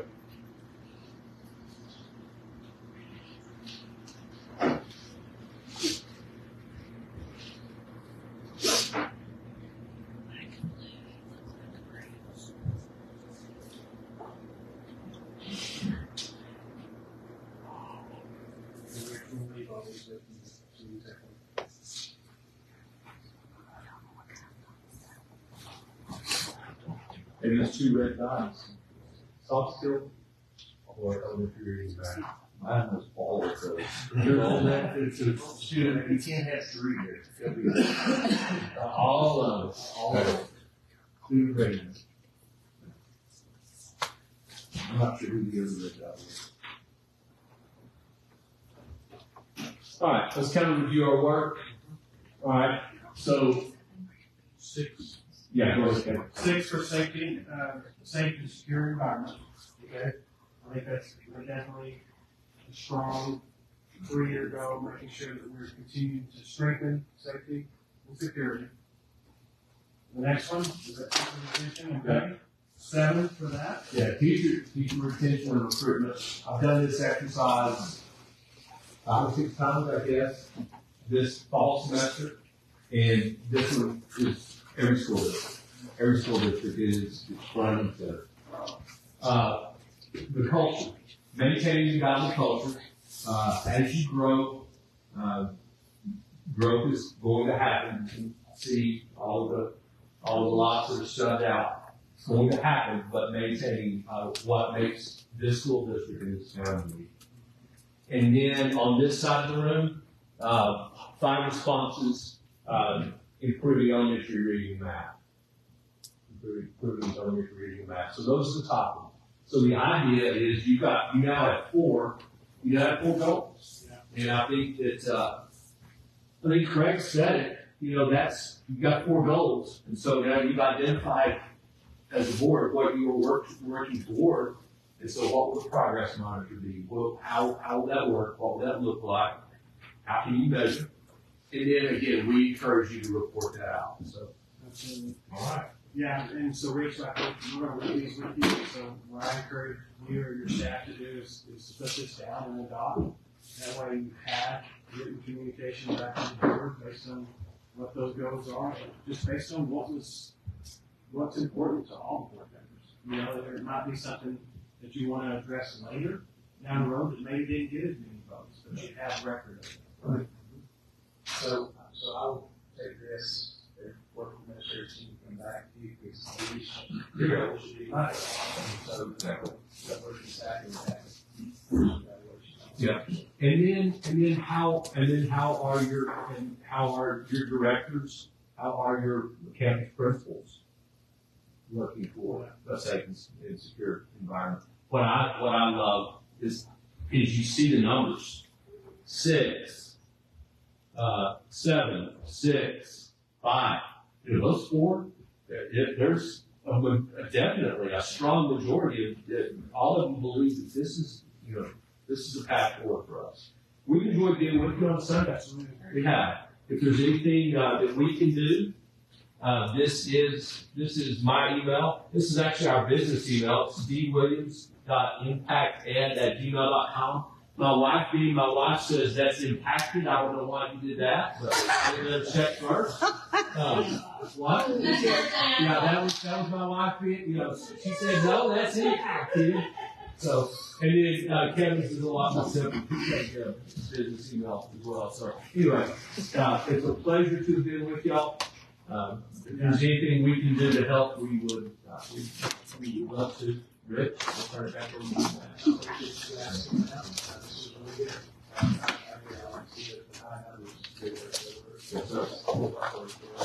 Yes, sir. Yes, sir.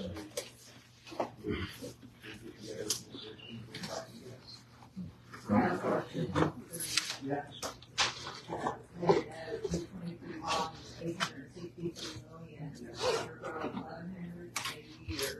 What was in that $863 million bond? Brand new high school number 2. How much was that? It's over 600,000 square feet, so it's approximately about 300 million. So half it, Yeah, so it's a little bit over. And how many students? 2750. In that high school? So yeah, we'll start with half and take credit again, starting in 27, and then we'll grow it out. But Roy City High School right now is approaching 3,000 students, and it's built for 2,500 right now, 27, not 2,650, and so it's approaching 3,000. By the time that high school is built, we'll have over 4,000 students at Roy City High School. And so that's a lot of holes. Okay, and so the difficulty there is it takes so long to build a high school. You know, we build elementary schools which are elementary, which is 105,000 square feet. We can build them in 10 to 12 months. We can build a middle school which is 165 to 185,000 square feet. We can build those in probably two years. For high school, we have all the comprehensive things, CTE, athletics, things of that nature. So it took a lot. I was telling Rich that Denton ISD replaced Denton High School, and we went to Denton High School, and we just loved it. We took a lot from that and brought it back to our new high school. All in, they built that high school for $175 million. So we are building the exact same square footage 4 years later. We're paying $300. And it's frustrating. We do prototypes at the elementaries, and so we opened an elementary up in 2022, and we're opening the next one up in 24, and opening another one up in 25. So you're using the same floor plan? It's the same floor plan. And the last one we just did is 10 to 12 million more than what we did when we built the first one. So back to the question, you said Yeah. 300 of the 8 was the high school, what was the remainder? So we had 3 more elementaries, okay? We have middle school number 3, transportation center, distribution center, early childhood center, central office, admin office as well. And then the Prop 2 had athletics. Oh, I'm sorry. The other part was a continued add-on to Royal City High School with fine arts and continued add-on to the athletic facilities. And then Prop 2 was expand our stadium. And so $863 million with a number of different projects. Was all Prop 1 and 2. Prop A and 2. Prop A and B. I'm sorry, A and B. So, So what will you do with your current high school? we're going to have two. We'll have two. Okay. It's the second high school. And build out high school. And so we've already got high school number 3 and 4 land. High school number 4. I don't know. It's incredible. How quickly do they think we'll get to that point? What you look at? High school number 3 should be built and opened up in 2034.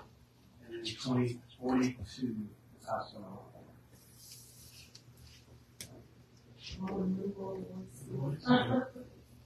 Yeah.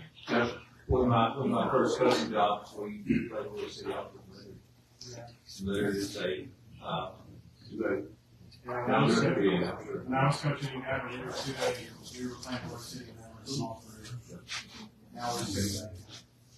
And we're not 2-6A high school, so yeah, a lot of growth. all right. Yeah, thank you. Absolutely. Yeah. Look forward to it. Thanks, guys. And now let's turn that board over to football.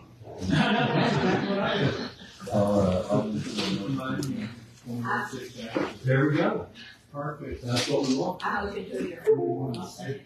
Motion is second to adjourn, if there are no objections, we will stand adjourned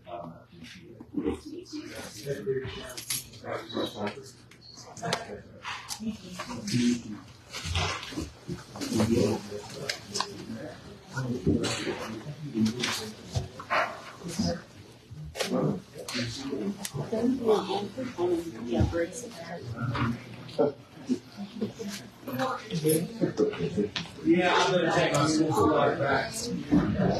I'm smart. Yes, ma'am.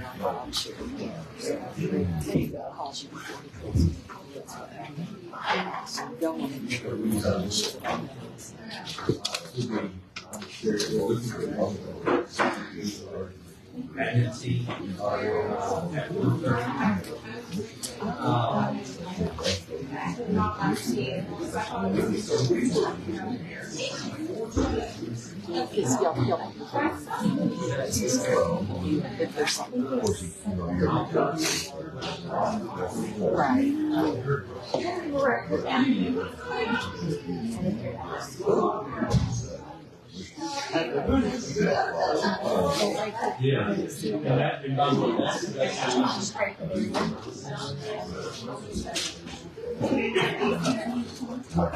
Yeah, I haven't seen it. That's good. Yeah. Yeah, she stole her. I'm the best kid. I mean, they watch No,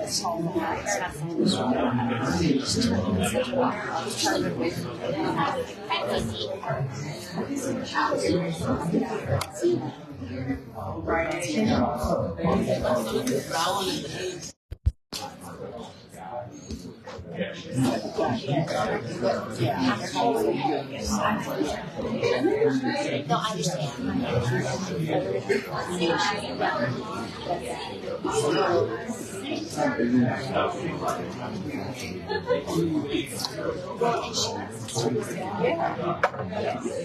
But when she was 17, we gave her down to a smaller. And she was like, just now, it wasn't good enough to have a problem. And I put it back in and wrapped it up. Now that she's actually oh, yeah. He's a baby burrito. He's a baby burrito. Bye-bye. Have a good rest of your Sunday. I do think we bye. Nice to see you. I wish to go to Joshua. Impact. I'm going Joshua. Yeah. Impact Educational Specialist. Impact Education is special. Oh, yeah, that's right. Bob, do you know him? He goes to school and they don't trust him until January. Yeah, forward. So now he's opening for ISD meetings, high school work. So he